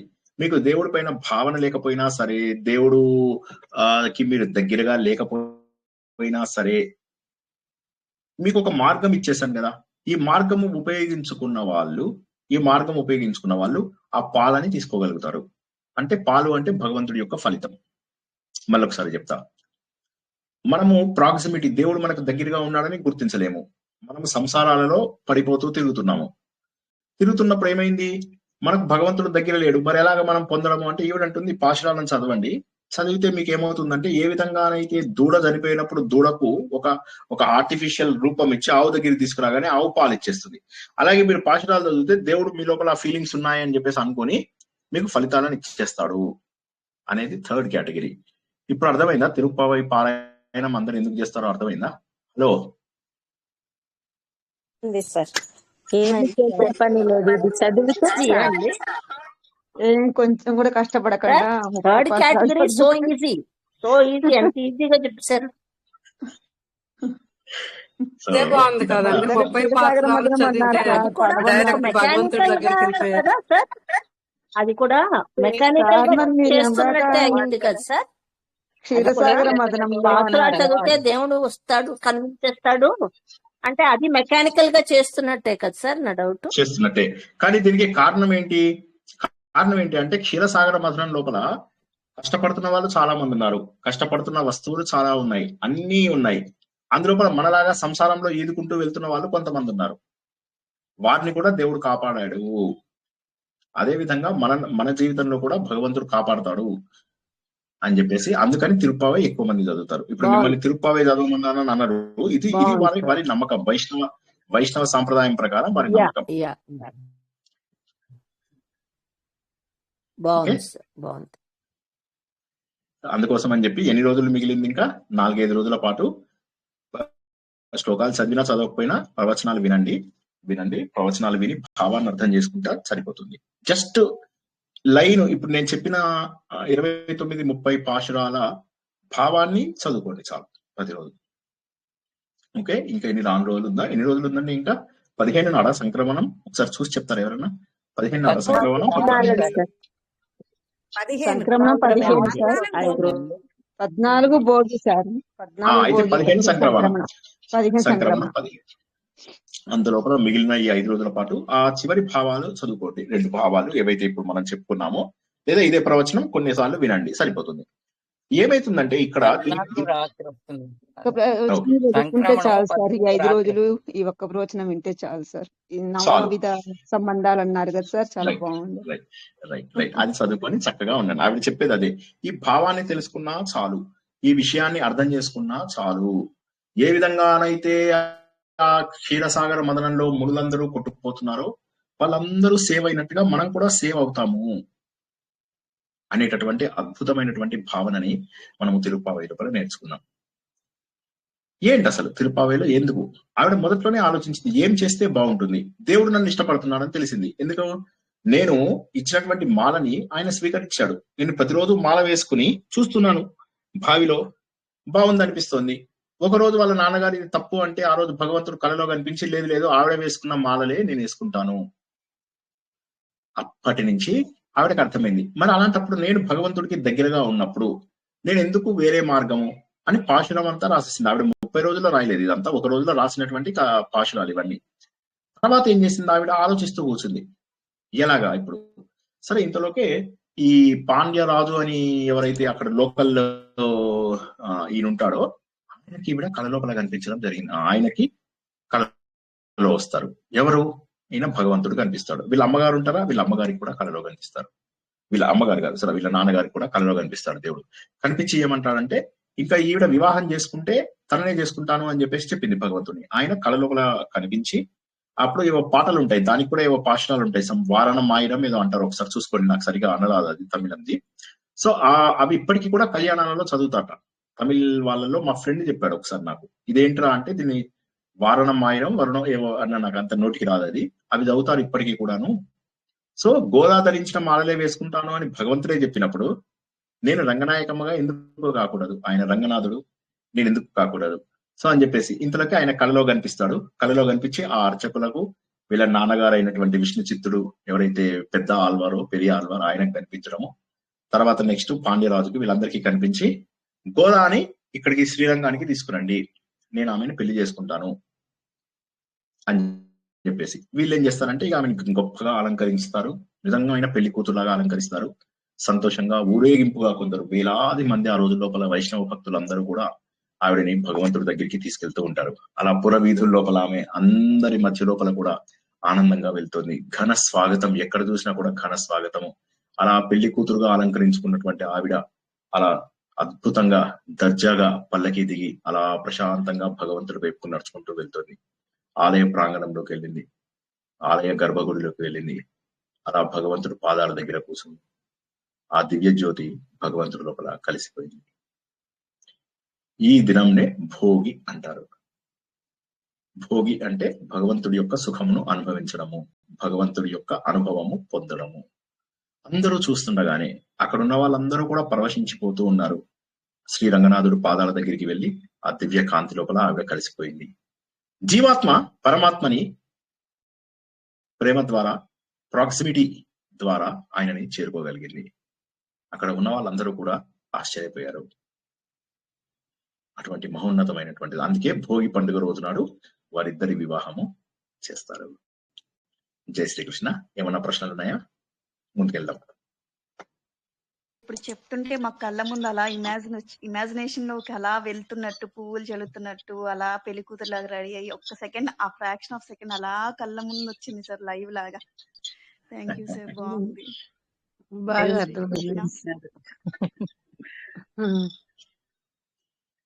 ఆ విధంగా భగవంతుడిలో భక్తుడు చేరడానికి ఎన్నో మార్గాలు ఉన్నప్పటికీ వైష్ణవ సాంప్రదాయం వాళ్ళు ఇటువంటి కొత్త పద్ధతిని మనకి ఇవ్వడం అనేటటువంటిది ఆశ్చర్యకరమైనటువంటి విషయం. నిజమే, చాలా గొప్పది. ఎందుకంటే మనం ఇందాక అనుకున్నట్టుగా ఋషులు మునులు వీళ్ళందరికీ 70 మార్కులే వస్తే భగవంతుడు అనుగ్రహం ఉన్నటువంటి వాడు 100 మార్కులు పొందేయగలుగుతాడు. పెరియాల్వార్ తనను తాను యశోద అనుకునేవాడు. ఆఖరికి ఇప్పుడు ఎలా అయింది అంటే తనకు దొరికినటువంటి పెంపుడు కూతుర్ని తన కుమారుడికి ఇచ్చి పెళ్లి చేసినట్టుగా అయింది ఆఖరికి ఆయనకి. ఆయన ఎప్పుడు తనను తాను గోపికగా అనుకోలేదు. కాబట్టి ఈ తిరుప్పావైలో ఏంటంటే మొదటి 5 శ్లోకాలు ఏవైతే ఉన్నాయో ఇవి మనకు ఉపోద్ఘాతాన్ని తెలియజేస్తున్నాయి. అద్భుతమైనటువంటి ఉపోద్ఘాతం, అంతరార్థం తెలుస్తున్నాయి అన్నమాట. వ్రతం ఎలా చేయాలి, నీళ్లు ఎందుకు, మనం నీళ్లతో ప్రతిరోజు స్నానం ఎందుకు చేయాలి, శ్రీనివాస్ స్టూడెంట్స్ ఎందుకు అంత కష్టమవుతుంది చలికాలంలో, ఎందుకు వాళ్ళు స్నానం చేయడం లేదు రోజు, భోగ్య వస్తువుల త్యాగం, అన్ని కూడా ఇష్టపడే ఐటమ్స్ అన్నిటిని కూడా ఆపడం ఎందుకు జనాలు చేయడం లేదు, పూలు పెట్టుకోవడం లేదు, ధూపాలు, ఇవన్నీ కూడా భగవంతుడికే ఇవ్వాలి, మనకు కాదు. సత్సంగం చేస్తూ అందరినీ కూడా భగవంతుడి దగ్గరికి తీసుకెళ్ళాలి. చివరికి శరణాగతి ద్వారా భగవంతుడి లోపలి చేరుకోవాలి. చాలా అద్భుతమైనటువంటి సందేశం ఇది. ఇది మామూలు సందేశం కాదు, చాలా గొప్పది. చాలా గొప్పదైనటువంటి సందేశం. ఆ పొద్దున పూట మార్గం రావడము, ఆ మార్గశిర మాసము, ఇది భగవంతుడి రూపము, ఇది ధనుర్మాసము. ధనువు అంటే ఓంకారము అని చెప్పేసి మనం తెలుసుకున్నాం. అటువంటి అమోఘమైనటువంటి పద్ధతి ఇది తెలుసుకున్నాం మనం మొదటి లోపల. చెప్తున్న అందరినీ ఇవాళ మంచి మార్గశిర మాసము, మంచి ధనుర్మాసం వచ్చింది, ఋతువులు బాగున్నాయి, అన్ని బాగున్నాయి, రండి అందరం కూడా భగవంతుడి దగ్గరికి వెళ్తాం. భగవంతుడు గనక మనం చేరుకోవాల్సిన వాడైతే గురువుగా నందగోపుడు ఉన్నాడు, ఆయన భార్య అయినటువంటి యశోద మనకు మంత్రం ఉంది. మనం ఎందుకు ఆయనని చేరుకోకూడదు? ఆ నల్లటి నందగోపుడు కుమారుడు ఎవరైతే ఉన్నాడో ఆయననే మనకు ఆధారము, ఆయననే మనకు మోక్షం ఇస్తాడు. రండి, ఇంకేది వద్దు. కానీ దీనికి నియమాలు ఉన్నాయి. ఆ నియమాలు ఏంటి? పొద్దున్న లేచి పాలు పెరుగు తాగడము, భోగ్య వస్తువులన్నీ తినడము, ఇవన్నీ కూడా చెయ్యకూడదు. కాటుక పెట్టుకోవడము, అలంకరించుకోవడము చేయకూడదు. పొద్దున్నే స్నానం చేయాలి. చెడ్డ పనులు చేయకూడదు, పరనింద చేయకూడదు, అసూయ లాంటివి పనికిరాదు. వీలైన వాళ్ళు దాన ధర్మాలు చేయండి. మనం చూసాం బలి చక్రవర్తి ఎలా దానం చేశాడు. కాబట్టి బాహ్యంగా కాదు, అంతరంగంగా నువ్వు నిర్మలంగా ఉన్నావంటే నువ్వు ఈ వ్రతం పాటించినట్లే లెక్క. దీనివల్ల నీకేమవుతుంది అంటే లోక కళ్యాణం జరుగుతుంది. ప్రపంచం అంతా కూడా ఆనందంగా ఉంటుంది. ఎక్కడ చూసినా వర్షాలు పడడం, పంటలు పండడము, జంతువులు సంతోషంగా ఉంటాయి, సెలయేళ్లు పొంగుతూ ఉంటాయి, పక్షులన్నీ కిలకిలా రావాలిస్తూ ఉంటాయి, తుమ్మెదలు మధురమైనటువంటి నాదాలు చేసుకుంటూ అన్ని చోట్లకి వెళ్తూ ఉంటాయి, తామర పొలంలోకి వెళ్ళిపోయి దాక్కుంటూ ఉంటాయి. అన్ని సుందర దృశ్యాలు కనిపిస్తూ ఉంటాయి. ఇక మనకి ఏ రకమైన ట్యాక్స్లు అవి కట్టాల్సిన, ఏది చేసినా పంట బోల్డ్ అంతుంది, ట్యాక్స్ కట్టడానికి కూడా మనం వెనకాడం. కాబట్టి భగవంతుని మనం అందరం నిస్వార్థంగా కనుక పూజిస్తే, మనని మనం పవిత్రంగా చేసుకుని, ఈ సమయం మనకు చాలా సరైనటువంటి సమయం. పదండి ప్రార్థిద్దాము పర్జన్యుణ్ణి, వరుణదేవుని ప్రార్థిద్దాం. ఓ వరుణదేవుడు, నువ్వు ఎలా అంటే నువ్వు శ్రీకృష్ణుడి రూపంలో నల్లగా కనిపిస్తున్నావు మాకు. మంచి మబ్బు శ్రీకృష్ణుడి రూపం, భయంకరమైనటువంటి ఉరుములు ఆ భగవంతుడి యొక్క శంఖం, మెరుపులు ఆయన యొక్క చక్రం లాంటి మెరుపులు, వర్షము ఆయన బాణాలతో ఎలా అయితే వర్షం కురిపిస్తాడో నువ్వు అలాంటి వర్షం కురిపించి మమ్మల్ని అందరినీ కూడా సంతోషింపజేయి, మమ్మల్ని అందరినీ కూడా సంతోషం చేయించు. ప్రపంచం అంతా కూడా సుఖంగా ఉండాలి, అందరూ సుభిక్షంగా ఉండాలి. రండి, అందరినీ కలిపి లేపుదాము. భగవంతుడు మామూలు వ్యక్తి కాదు. 5 నామాలు తెలుసుకున్నాం మనం. ఆ 5 నామాల లోపల కూడా గొప్పగా తెలియబడేవాడు. మాయావి అనుకున్నాం, మధురానగర రాజు అనుకున్నాం, యమునా తీరం లోపల తిరిగేవాడు అని చెప్పేసి అనుకున్నాం, యశోద గర్భం లోపల ఉన్నటువంటి మహానుభావుడు అని చెప్పేసి తెలుసుకున్నాం. మన బ్రజభూమికి ఆయన ఒక మణిరత్నం అని చెప్పి, మణిద్వీపం, మణిరత్నం అని చెప్పేసి తెలుసుకున్నాం. ఈ 5 పేర్లని గనక పఠిస్తే చాలు మనము. ఇంకా ఇంతకు మించి మనకేం కావాలి? మనకు జరిగేటటువంటి కర్మలన్నీ కూడా తొలగిపోతాయి. ఒకవేళ కర్మలు ఏమన్నా అనుభవించాల్సి వచ్చినా అవి మనను బాధ పెట్టవు. రా, ఇంకా నిద్రపోతున్నావా? ఎందుకయ్యా నిద్రపోతావు? ఇక పదండి, అగో అందరూ వచ్చారు, ఇంకా 10 మంది రాలేదు. ఈ 10 మంది ఎవరు? మనలో ఉన్నటువంటి 10 రకాల జ్ఞానేంద్రియాల, కర్మేంద్రియాల పద్ధతిలో అవ్వచ్చు. అందరూ రండి, ఇదిగో ఆల్రెడీ పక్షులు కిలకిలా రావాలొస్తున్నాయి, శంఖాలు మోగుతున్నాయి. ఇటు చూస్తేనేమో మునులందరూ హరినామం చేస్తున్నారు. ఇంకా ఎలా నిద్రపోయావు నువ్వు? ఇంత నిద్రపోవడం అవసరమా? శంఖనాథం అంటే వేద జ్ఞానము. జ్ఞానులైన వాళ్ళందరూ మేల్కొన్నారు, కేవలం అజ్ఞానులు మాత్రమే పడుకున్నారు. నువ్వు ఎందుకు రావు? లే అమ్మా, వస్తున్నాము, అందరము మీ ఇంటికి వస్తున్నాము. శబ్దం వినిపిస్తుంది అక్కడ. భరద్వాజ పక్షులు ఏవైతే ఉన్నాయో అవి కిలకిలా రావాలి, శబ్దం చేసుకుంటూ అప్పుడే తెల్లారిందా అని చెప్పేసి చలికాలంలో పాపం బాధపడుతున్నాయి. కొంతమంది ఇలా పెరుగు తిరుగుతున్నారు గోపికలు, ఆ శబ్దం వినిపించడం లేదా, వాళ్ళ చేతుల గలగల గాజుల శబ్దం వినిపించడం లేదా, వాళ్ళ హారాల శబ్దం ఊడుస్తున్నప్పుడు హారాల శబ్దం వినిపించడం లేదా. ఇంకా ఎందుకు పడుకుంటున్నావు? మేము నీ పేరు పిలుపుతున్నాం, నీ పేరెట్టి పిలుస్తున్నాం. గోపిక నంబర్ 2 రావాలి, సీరియల్ నెంబర్ 2 రావాలి, అయినా కూడా నువ్వు ఎందుకు రావడం లేదు? అంటే ఇక్కడ ఏంటంటే పెరుగు చిలకడం అంటే విచారణ, మథనం చేయడం, భగవంతుడి కోసం ఆలోచన చేయడం. రావాలి, ఇంకెందుకు రావు? పొద్దున్నే సమయం అయింది. ఈ పొద్దున్న సమయం లోపల గేదెలు కూడా బయటికి వెళ్ళిపోతున్నాయి. మంచిగా చల్లగా ఉంది. ఆ చల్లగా ఉన్నా కూడా అవి గడ్డి కోసం బయటికి వెళ్ళిపోతున్నాయి. మిగతా గోపికలందరం మీ ఇంటి ముందు ఆగాం. రా అమ్మా పెంకి పిల్ల, ఇప్పటికైనా రా, నువ్వు వచ్చేసి ఆ భగవంతుని కీర్తిద్దాం. ఆ భగవంతుని అందరం కలిసి వేడుకుందాం. ఆయన ఎందుకు రాడు? మనల్ని ఆయన కరుణించి తీరుతాడు. మనకు జ్ఞానోదయం కావాలి. తెల్లవారింది అంటే ఏంటి? జ్ఞానోదయం అవుతుంది. విషయ వాసనల వైపు మనం అందరము వెళ్ళకూడదు. భగవంతుడి వైపు మాత్రమే మన దారి ఉండాలి. పదండి, ముందుకెళ్దాము. పదండి. కొంతమంది పడుకున్నారు చూడు, వాళ్ళు ఎంత ధనవంతులు, ఎంత హ్యాపీగా పడుకున్నారో. ఎలా పడుకున్నారు? ఎంత సుఖంగా ఎలా పడుకున్నావు? మణిమయం, నీ హృదయంలో భగవంతుడు ఉన్నాడని మాకు అర్థమైపోతుంది. కానీ సాధన మధ్య లోపల ఆపకూడదు. నువ్వు భగవంతుని పొందిన పరవశంలో పడుకున్నావో లేక సుఖ నిద్ర పడుకున్నావో మాకు తెలియదు. వచ్చేసేయి మాతో పాటు రా, మా గ్రూప్ లోపల జాయిన్ అవ్వు, గుంపుగా చేద్దాం, ఏ పని చేసినా గుంపుగా చేద్దాం. శ్రీనివాస్ దర్బాకి ఇష్టం లేని పని గుంపుగా చేయడాలు, ఆ గుంపుగా చేద్దాం మనము కదా అని ఇంకొక అమ్మాయి ఇంటికి వెళ్ళేసరికి అక్కడ ఆమె పడుకుంది. ఏమమ్మా నీకు ఏమి ఇది ఉంది, దేవుడు నీకు వరం ఇచ్చాడా? రాముడు కుంభకర్ణుని చంపినప్పుడు ఆ నిద్రని నీకేమన్నా ట్రాన్స్ఫర్ చేశాడా? ఆమె ఎందులో పడుకుంది? తమస్సు లోపల పడుకుందా లేక భగవంతుడి యొక్క అనుభవం లోపల పడుకుందా? వదిలేస్తే వాటిని విస్మరించకూడదు. ఒకవేళ భగవంతుడు అనుభవంలో పడుకుని వచ్చిన వాళ్ళు వచ్చారులే, నాకు ఆల్రెడీ దేవుడు అనుభవం అయింది అంటే తప్పదు అహంకారం. లేదు అలా కాకుండా తమస్సు లోపల పడుకుంటే అది కూడా డేంజరస్సే. ఆ రెండు గుణాలు వదిలేసేయి, పద మమ్మల్ని జాయిన్ అవ్వు. ఇంకొక అమ్మాయి ఇంటికి వెళ్తారు. వెళ్ళి ఆమెకు చెప్తున్నారు, నీ ఫ్యామిలీ మొత్తము భక్తి జ్ఞానం ఉంది, నాకు తెలుసు, మంచి స్ట్రాంగ్ ఫ్యామిలీలో పుట్టావు, మీ వంశం చాలా గొప్పది, అందరికీ తెలిసిన. కానీ కృష్ణుని కీర్తించడానికి వెళ్తున్నప్పుడు నువ్వు నీ ఫ్యామిలీ హిస్టరీ అవి ఇవి చూసుకొని నా ఫ్యామిలీ గొప్ప, మా తాతలు నేతులు తాగారు, మా మూతులు వాసన చూడండి అనకూడదు. వచ్చేసాయి, రా నువ్వు మాతో పాటు వచ్చేసాయి. సాధన లోపల ఎప్పుడూ మెలకుగానే ఉండాలి. మీ వంశాన్ని చూపించి మాది గొప్ప వంశం కాబట్టి మేము చేయలేదంటే అది మూర్ఖత్వము. సాధనలో అందరూ సమానమే, రావాలమ్మా, బయటికి రావాలి, ఎప్పుడు మనం మెలకుగా ఉండాలి. రా, అదిగో అక్కడ బయట చూడు, పాలు పొంగిపోతున్నాయి, వచ్చాయి, లేగదూడలు రాకముందే ఇవన్నీ పాలు ఇచ్చేస్తున్నాయి ఆవులు, మొత్తము ఊరంతా కూడా బురద అయిపోతుంది. నువ్వు కృష్ణ భక్తిలో పడుకుని ప్రాపంచిక విషయాలు మర్చిపోయినటువంటి స్థితిలో ఉన్నట్టు అనిపిస్తోంది. రా, నువ్వు బాగా డబ్బున్న పిల్లవే, ఐశ్వర్యం బాగా ఉంది నీ దగ్గర, అందుకే పాలు పోయినా నీకు ప్రమాదం కాదు. కానీ రా, భగవంతుని మనం గుర్తిద్దాం, రావాలి. కృష్ణుడి లీలల్ని గుర్తుంచుకో, కృష్ణుడి లీలల్ని మనం మాట్లాడుకుందాం. బకాసురుణ్ణి చంపాడు, రావణాసురుణ్ణి చంపినటువంటి రాముడి అవతారం కూడా ఆయననే. పక్షులన్నీ మేల్కొన్నాయి. శుక్రుడు వచ్చేసాడు, గురుగ్రహం వెళ్ళిపోయింది, శుక్రగ్రహం పొద్దున్నే కనిపిస్తోంది. ఇంకా నిద్ర ఏంటి? మనకు జ్ఞానోదయం అయింది. శుక్రోదయము అంటే, శుక్రుడు అంటే దేవత, రాక్షసుల గురువు అంటే ఆయన మనకు జ్ఞానాన్ని ఇచ్చేవాడు. శుక్ర మహాదశ మన జీవితంలో అత్యద్భుతమైనటువంటి దశ అని మనందరికీ కూడా తెలుసు. 20 సంవత్సరాలు ఉంటాడని. అటువంటి మహానుభావుడు వచ్చిన సమయంలో కూడా ఇంకా నువ్వు నిద్రపోవడం ఏమిటి? సూర్యుడు వచ్చేసాక కూడా పడుకోవడం ఏమిటి? శ్రీనివాస్ స్టూడెంట్స్ లాగా. శ్రీనివాస్ స్టూడెంట్స్ అంటే చిత్రగుప్తుడు బ్యాచ్, వాళ్ళు అలా చేస్తారు. నువ్వెందుకు పడుకున్నావు లే అని చెప్పేసి తర్వాత అంటారు, ఇంకేందమ్మా నువ్వు చూస్తే మరి గమ్మతుంది, నువ్వు కూడా పడుకున్నావా? ఆఖరికి ఏం చెప్పావు నువ్వు? అందరినీ లేపుతాను అని చెప్పేసి నువ్వు పడుకున్నావా? మా నాన్నగారు అలాగే చేశారని చెప్పి గత వారం తెలుసుకున్నాం. రా, తొందరగా రా అనగా ఆమె సిగ్గుపడి వస్తుంది. ఇంకొక ఆమె ఏమో, అయ్యో మీరు వచ్చేసారా, ఐఎమ్ రియలీ సారీ, నేను అందరినీ కూడా తీసుకుని వెళ్తున్నారు, మీరు వచ్చేసారా, ఏం చిల్కా పడుకున్నావా, అరేరే మీరంతా వచ్చారా, ఇది అందరు సంభాషణ. ఇది సంభాషణతో ఉన్నటువంటి పాశురం అన్నమాట.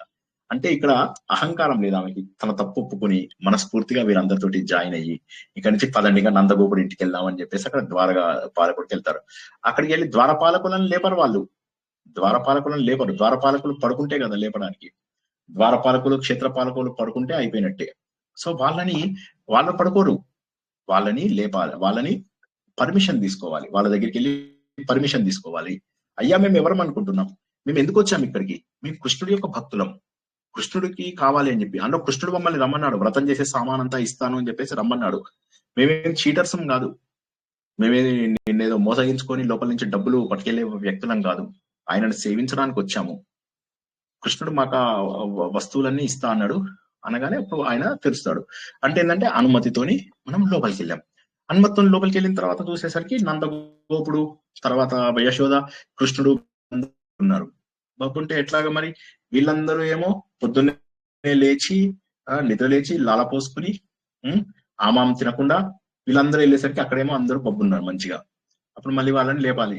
నందగోపుని దగ్గరికి వెళ్ళి చెప్తారు, నందగోప మహానుభావ, నువ్వు ఈ నంద వ్రజం లోపల అందరికీ కూడా సకల సంపదలు సమకూరుస్తున్నావు, అందరికీ కావలసిన వస్తువులు ఇస్తున్నావు, నువ్వు వస్త్రాలు ఇస్తున్నావు, నీరు ఇస్తున్నావు, ఆహారం ఇస్తున్నావు, సకల దానాలు చేస్తున్నావు, మా అందరినీ కూడా ఆనందంగా ఉండేలాంటి చేస్తున్నావు. నువ్వు ఇక్కడ మాకు రాదువి, నువ్వు నిధులు లేకపోతే ఎట్లాగా?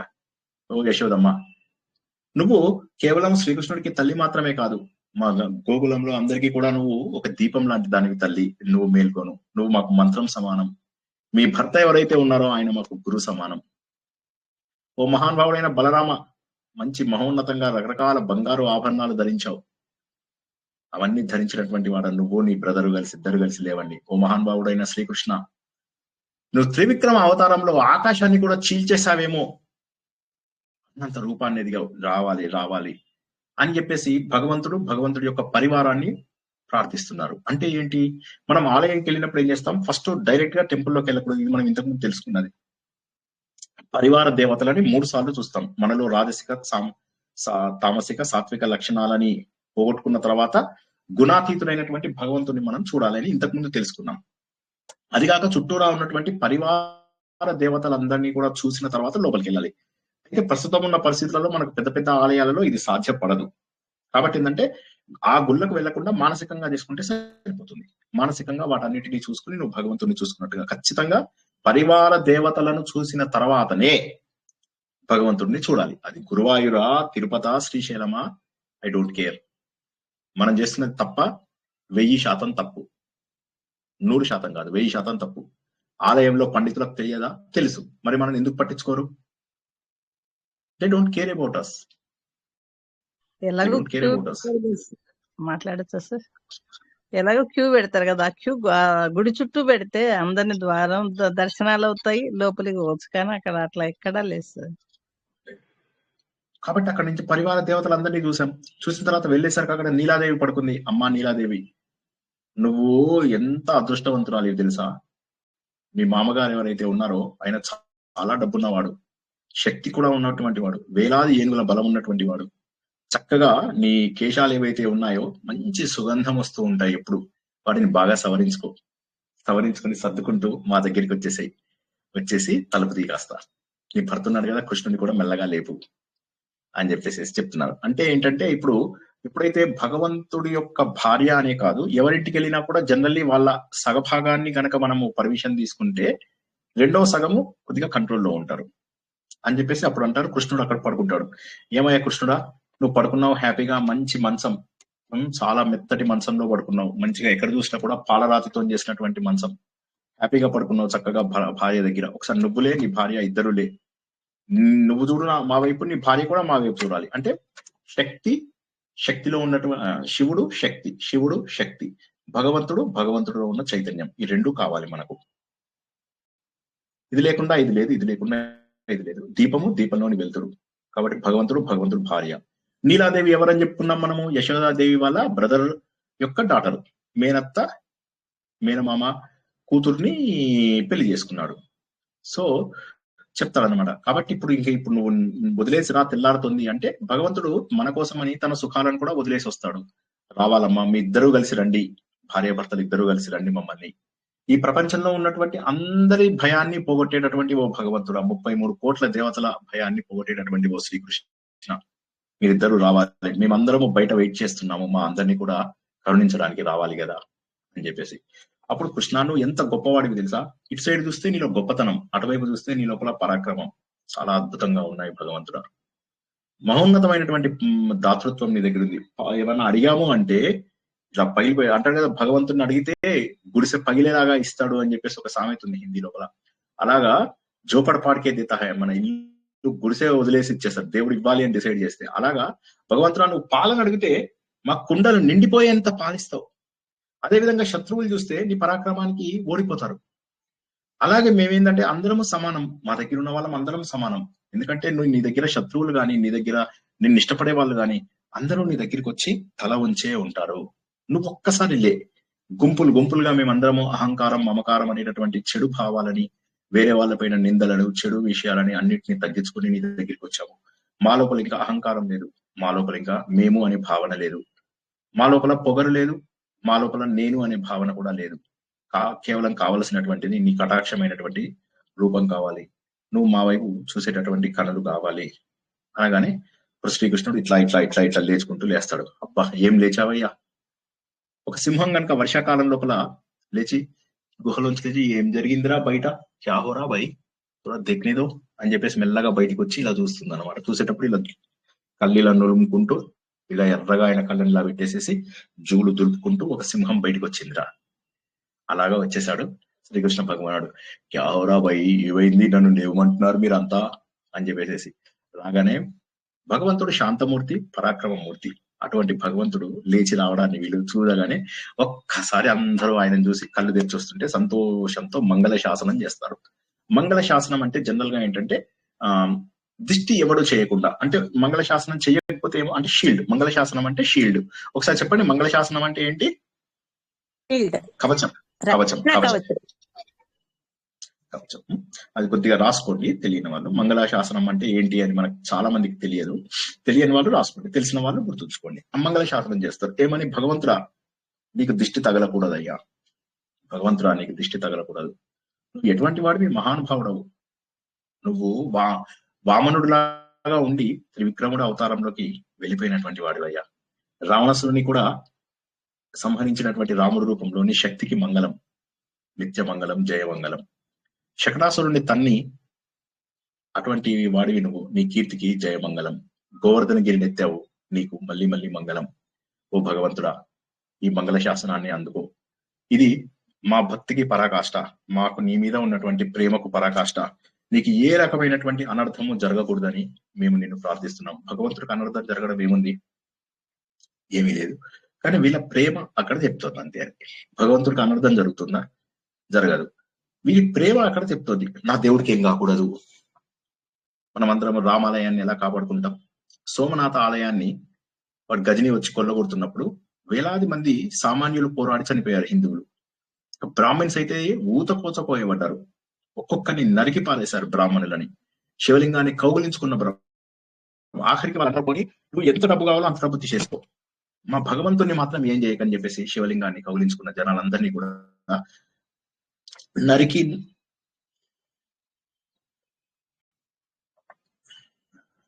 నరికి నరికి మన జ్యోతిలింగాన్ని నాశనం చేశారు పాపాత్ములు. భగవంతుని కాపాడుకోవాలా అవసరం లేదు, ఏది ఎలా జరగాలందో అలాగే ఉంది. కానీ మనుషులుగా ఉన్నంత వరకు మన దేశాన్ని, మన ధర్మాన్ని కాపాడుకోవాల్సినటువంటి అవసరం ప్రతి ఒక్కరి పైన ఉన్నది. అందరూ కూడా దేశభక్తుల్లాగా, దైవభక్తుల్లాగా మారవలసిన ఆవశ్యకత ఎట్టి పరిస్థితుల్లోనూ ఉంది. ఎన్నో కోట్ల జన్మల అదృష్టం ఈ మహోన్నతమైనటువంటి దేశంలో పుట్టాం, మహోన్నతమైనటువంటి ధర్మంలో పుట్టాం. మన దేశాన్ని, మన ధర్మాన్ని ప్రతి ఒక్కరూ కాపాడుకోవాలి. భగవంతుడికి మంగళశాసనం ఇవ్వగానే ఆయన చాలా సంతోషపడ్డాడు. నువ్వు ఎలాంటి వాడివో తెలుసా మహానుభావ, అక్కడ పుట్టావు మధురలో, ఇక్కడ వచ్చి పెరిగావు, ఒకే రాత్రి లోపల రహస్యంగా పెరిగావు.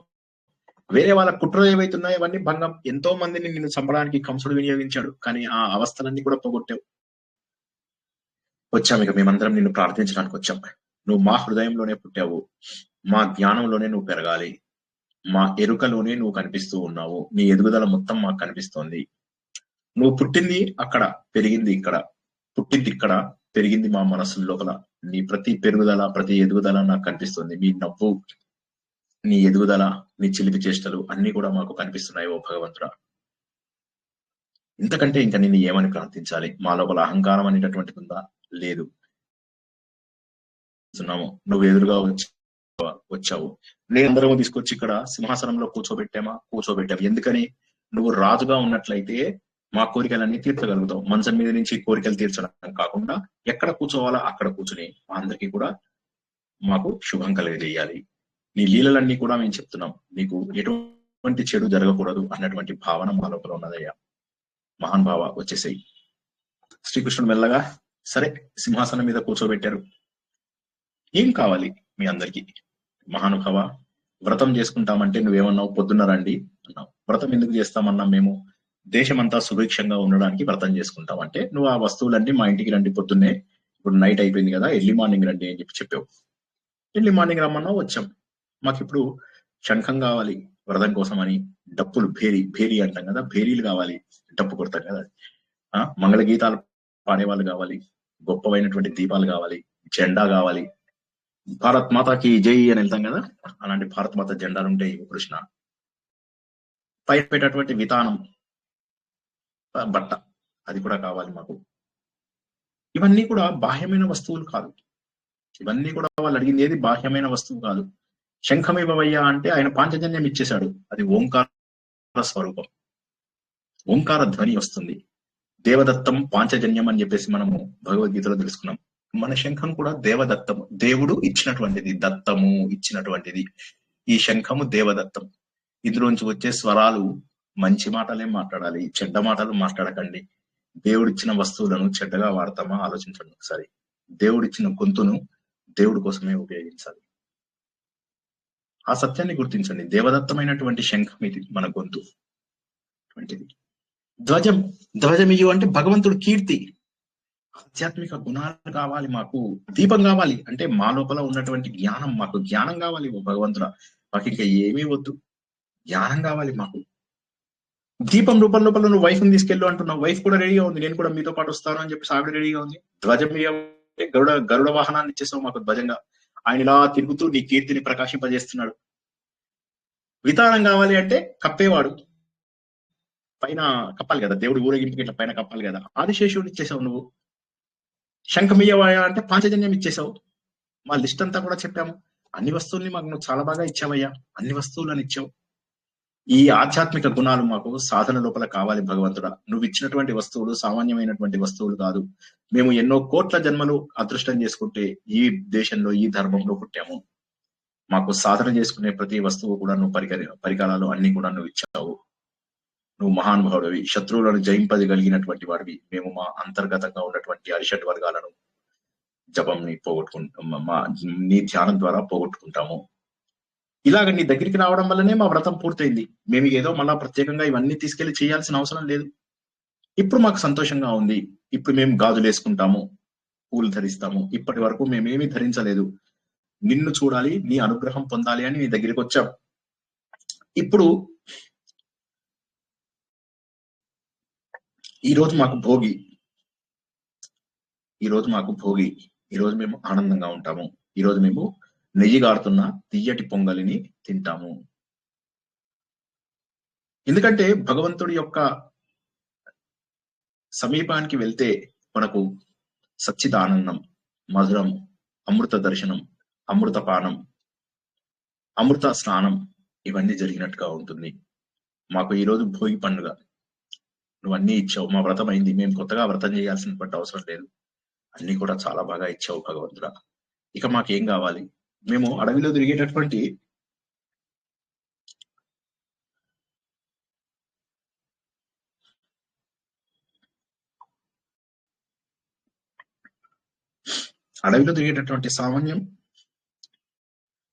సామాన్యులం,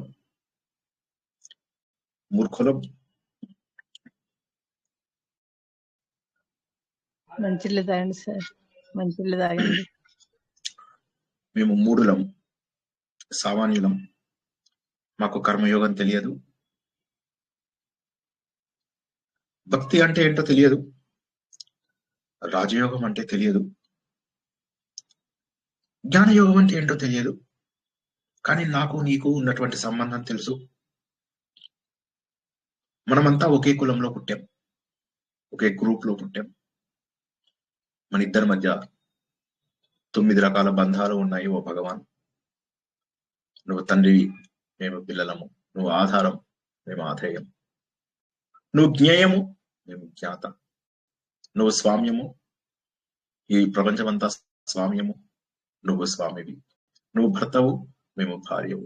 ఇలా మన మధ్య అనేక సంబంధాలు ఉన్నాయి ఓ భగవంతుడా. ఒక ఏ విధమైన యోగాలు తెలియవు, కానీ కేవలం మాకు తెలిసినది, మాకు నీతో ఉన్నటువంటి, నీతో ఏర్పరచుకున్నటువంటి ఆ బంధం ఒకటే తెలుసు భగవాన్. ఇంకా కూడా మా అసలు కోరిక అర్థం కాలేదా? ఎందుకు మాతో గేమ్స్ ఆడుతున్నావు? ఎందుకు ఆలోచిస్తున్నావు? ఈ వ్రతం మేము సుఖాల కోసం చేసావా, భోగభాగ్యాల కోసం చేసావా? ఈ విధంగా నిన్ను చూడ్డానికి మాకు ఒక అవకాశం. ఎన్ని జన్మలైనా కూడా నీకు మేము బంధువులుగా పుట్టాలి, నీకు సేవ చేయాలి. మా లోపల లౌకిక కోరికలు ఉన్నాయి, కోరికలు లేవని కాదు. ఆ లౌకిక కోరికలని నువ్వే తీర్చాలి. ఈ సమాజంలో మాకు ఎన్నో రకాల కోరికలతో మేము సతమతం అవుతున్నాం. మా పక్కన క్షీరసాగర మథనం జరుగుతోంది. అక్కడ మునులు ఎవరైతే ఉన్నారో చెక్క పడవల పైన వెళ్తున్నారు. అందులో వచ్చే సునామీలతో వారందరినీ ముంచేస్తావా? లేదు కదా. వారందరూ కూడా ఈ సముద్రాన్ని దాటి ఒడ్డుకు చేరుకునేలాగా చేస్తావు కదా. ఎన్ని జన్మలైనా నీకు బంధువులుగా పుట్టించు స్వామి. అప్పుడు మేము ఈ లౌకిక కోరికలన్నింటినీ కూడా తీర్చుకోగలుగుతాం. నీ ప్రార్థనతోటే మా జీవితం అంతా గడుపుతాం, నీ సేవతోటే మా జీవితం అంతా గడుపుతాం. మాకున్న ఒకే ఒక కోరిక, పొద్దున లేచి నిన్ను చూడడం. మా వ్రతము నిన్ను చూడటము అయిపోయింది, చూసాము. భోగి పండుగ రోజు నాడు మాకు అమృత పానం జరిగింది. ఓ మహానుభావ, మహోన్నతమైనటువంటి రూపాన్ని చూశాం. ఆత్మసుఖము వీడి నీ ఆట కొరకు పాత్ర పోషణ చేసేది సూత్రధారి, విశ్రమించదని పాదం ఆశ్రయించి పరమ కరుణాంతరంగా శ్రీ పాండురంగ. జై శ్రీకృష్ణ. సరే, కృష్ణుడు మేఘాలు, ఉరుములు బాణాలు, మెరుపులు శంఖధ్వని, ఇంకా 2 ఉన్నాయి కదా సార్ అవి.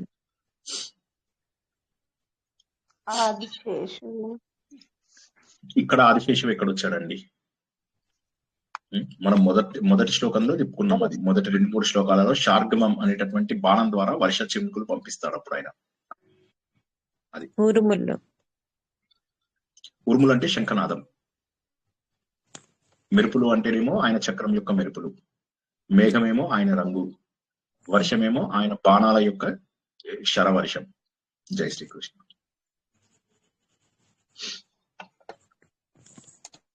ఆ విధంగా మనము తిరుప్పావై లోపల 99% కంప్లీట్ చేసుకున్నాము. ఇక తత్వబోధ ఏదైతే ఉందో అది మనం వచ్చే వారము భోగి పండుగ రోజు నాడు తెలుసుకుంటాం.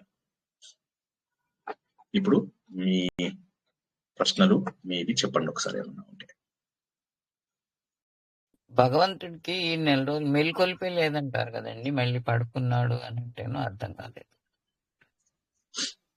అది ఏదో ఊరికే అనడానికి అంటారు. భగవంతుడు నిద్రపోవడం అనేటటువంటిది ఉండదు కదా ఎప్పుడు. ఊరికే ఇక్కడ ఇది కథ రూపంలో చెప్పింది ఆమె, అంతే. భగవంతుడు పడుకుంటారు. గుళ్ళల్లో కూడా సుప్రభాతం ఉండదు, విష్ణువాలయాల్లో ఉంటారు. అవును, పడుకోవడం ఉండదు కదా, భగవంతుడు పడుకోడు కదా. తిరుపతిలో ఉంటుంది కదా సార్ సుప్రభాత సేవ, ఏకాంత సేవ కూడా ఉంటుంది. ఈ నెల రోజులు ఉండదు. ఈ నెల మాత్రమే ఉండదు. తిరుప్పావై చదువుతారు కదా సార్, తిరుప్పావై చదువుతారు ఆ ప్లేస్ లో. అవును.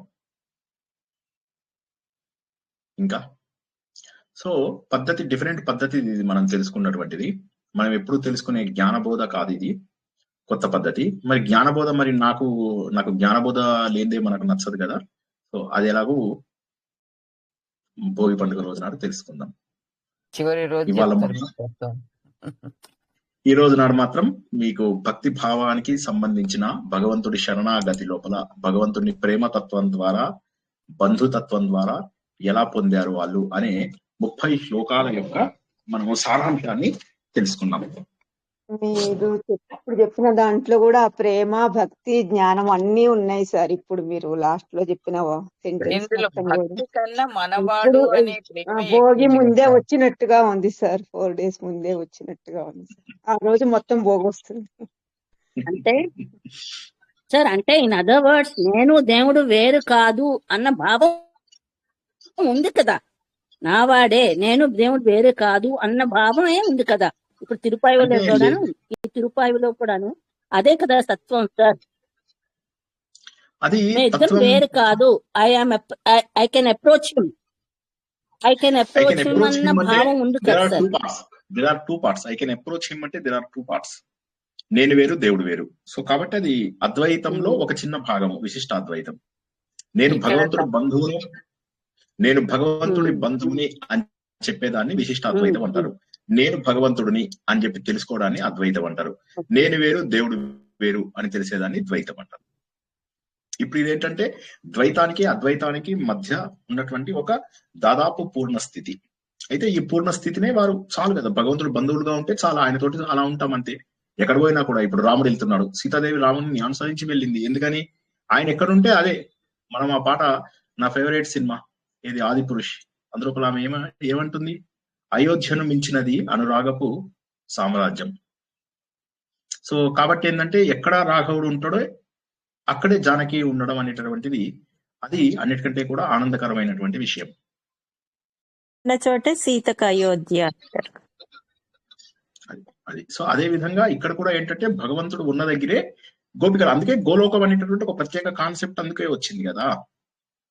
ఇప్పుడు మనకు వైకుంఠం లేదు, కైలాసం లేదు, డైరెక్ట్ గా గోలోకం అనే ఒక కాన్సెప్ట్ తీసుకొచ్చి అందరూ ఆడవాళ్ళుగా మారిపోయి అక్కడ శ్రీకృష్ణుడితోని ప్రేమగా ఉంటారు అనేటటువంటి కాన్సెప్ట్ కి సంబంధించినటువంటిది తిరుప్పావై. ఈ కాన్సెప్ట్ ని మన వాళ్ళు కూడా అబ్జార్బ్ చేసుకున్నారు. ఎందుకంటే ప్రేమతత్వం ఉంది, సులభంగా ఉంది అనిపిస్తుంది కాబట్టి అందరూ కూడా ఈ తత్వాన్ని ఆచరించారు. సరే, మనము తత్వబోధ తెలుసుకుంటాం కాబట్టి భోగి రోజుకి తత్వాన్ని పోస్ట్ పోన్ చేసి ఆ రోజు దీన్ని ఉపనిషత్తుతోటి కంపేర్ చేస్తూ చెప్తాను. నేను దాన్ని వేదంతో కంపేర్ చేస్తూ చెప్తాను. ఇవాళ మటుకు భక్తి భావం రావాలి కాబట్టి భక్తికి సంబంధించిన విషయాలు మాత్రం చెప్పడం జరిగింది. అర్థమైందా అసలు జనాలకి? మీరు చెప్తే బాగా అర్థమైందండి, చాలా బాగా అర్థమైంది. చాలా బాగా ఇంతకుముందు బాగా ఇంతగా తెలియదండి. బాగుంది. భక్తి అంటే అర్థమైంది అసలు. గోదామ్మ తల్లి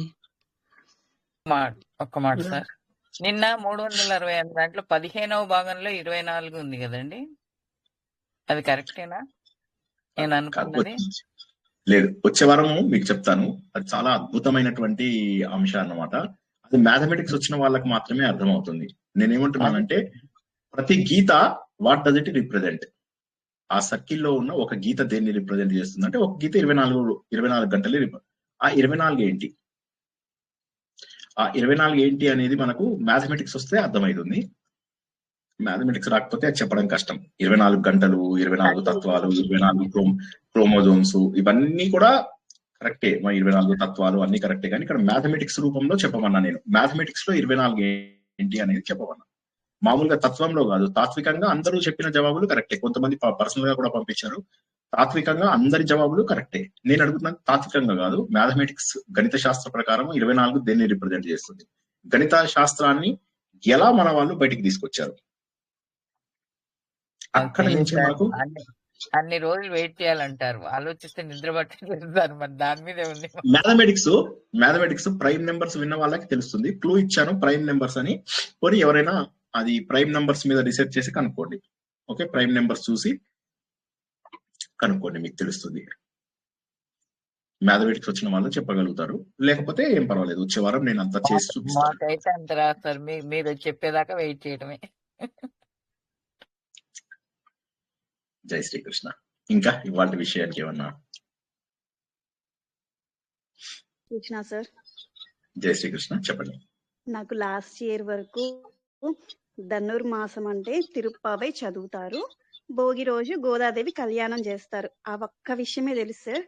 ఈ ఇయర్ మాత్రం మొత్తం అసలు ఏంటి అన్నది మీ ద్వారా ఫస్ట్ టైం తెలుసుకున్నాను సార్. ఇప్పటి వరకు నిజంగా ఇన్ని ఏళ్లలో నాకు అది నిజంగానే తెలియదు, ఆ వివరణ గాని అసలు ఎందుకు ఏంటి అన్నది కూడా తెలియదు. Thank you sir. జై శ్రీకృష్ణ. అండ్ దురదృష్టం ఏంటంటే చాలా మంది మీనింగ్ చెప్తారు, కానీ ఆ మీనింగ్ ని అర్థం చేయించడంలో ఫెయిల్ అవుతారు. అది అందరూ ఏంటంటే ఏదో దేవుడి దగ్గరికి వెళ్ళి లేపారు అన్నట్టుగానే ఆలోచిస్తారు, కానీ అందులో ఎంత తత్వం ఉంది. అహంకార మమకారాలు పోగొట్టుకున్నారు, భగవంతుడు తప్ప వేరేదేది వద్దనుకున్నారు. భగవంతుడికి వారికి మధ్య ప్రేమ ఎలా ఉంది? భగవంతుడిని అడిగారు, మాకు ఇవి కావాలి అంటే ఇచ్చాడు. ఇచ్చిన తర్వాత వీళ్ళు అంటారు, ఏంటి ఇవ్విచ్చావు?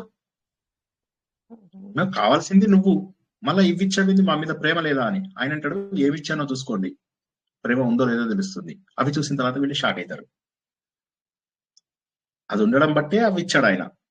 తనలో భాగంగా వీళ్ళందరినీ భావించబట్టే తనకు ఉపయోగపడేవన్నీ ఇచ్చేశాడు. తన లోకంలో ఉన్నవన్నీ ఇచ్చేశాడు.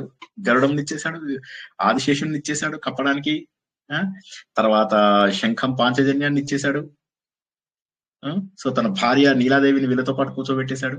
దీపం ఇవ్వమంటే నీలాదేవి దీపంట. అంటే ఏంటి? ఇప్పటికైనా మీకు అర్థం కాలేదా? వాళ్ళు అంటారు, మా ప్రేమ నీకు అర్థం కాలేదంటే నా ప్రేమ మీకు అర్థం కాలేదా అని reverse question. So this is how you are suppose to understand. అంటే దీనికి ఏంటంటే ఆ రస హృదయం పండాలి, అక్కడ పండితే గానీ అది అర్థం కాదు. తిరుప్పావై అనేది అద్భుతమైన భావం, లేకపోతే నేను చెప్పను. మీకు తెలుసు కదా, పారాయణాలకు సంబంధించినవి నాకు పెద్దగా ఇష్టం ఉండవు.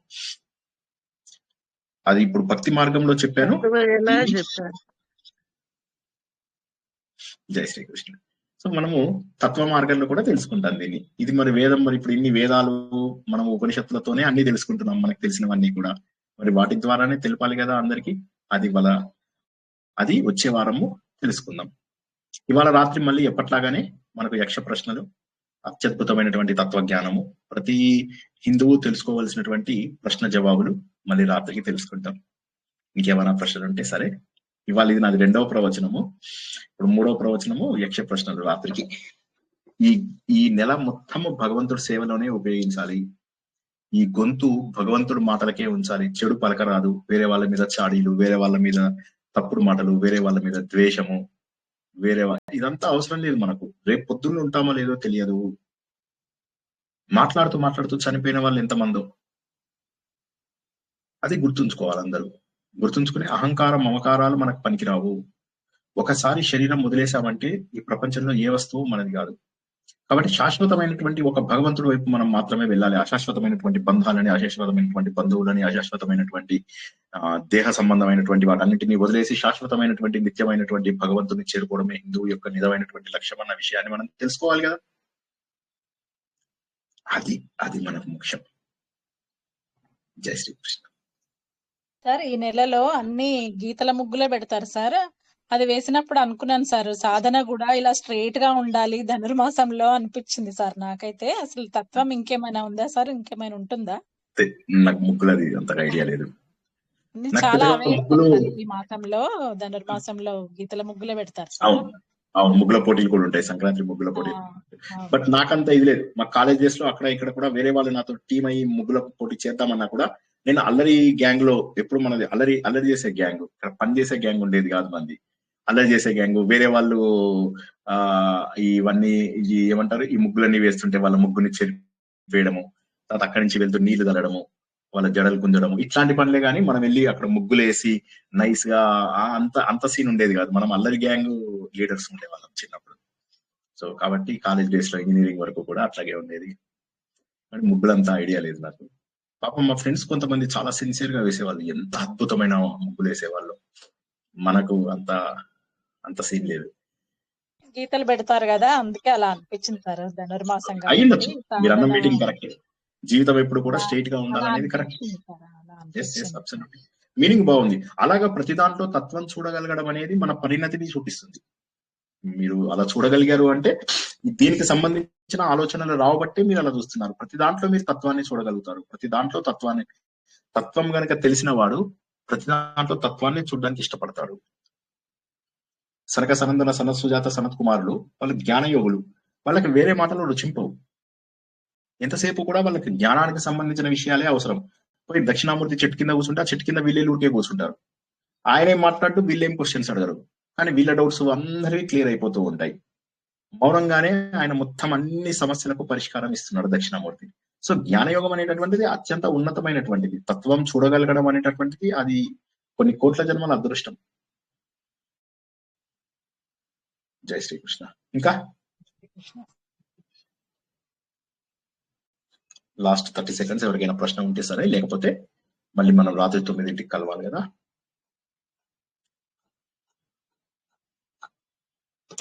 అందరూ కూడా చెప్పండి. యశోద గారు చెప్పండి, పర్వాలేదు, ఇంకా ముగించలేదు, చెప్పండి. ఆ పేర్లు ఒకసారి 4 చెప్పండి. ఏ పేరు? వాళ్ళ సనక సనందాదులు అంటే సనక సనందన సనత్ సుజాత సనత్ కుమార. సనక సనందన సనత్ కుమార సనత్ సుజాత.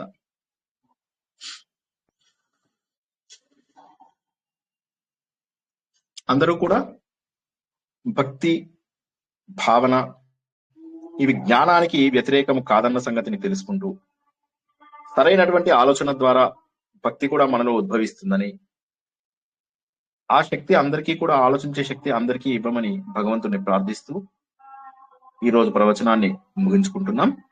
పునర్దర్శనం రాత్రి 9 గంటలకు.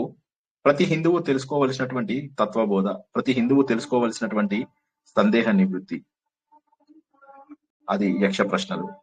మహాభారత అరణ్య పర్వ అంతర్గతంగా ఉన్నటువంటి ప్రవచనంలో మళ్ళీ కలుద్దాం. అంతవరకు కూడా అందరికీ శుభం కలుగు.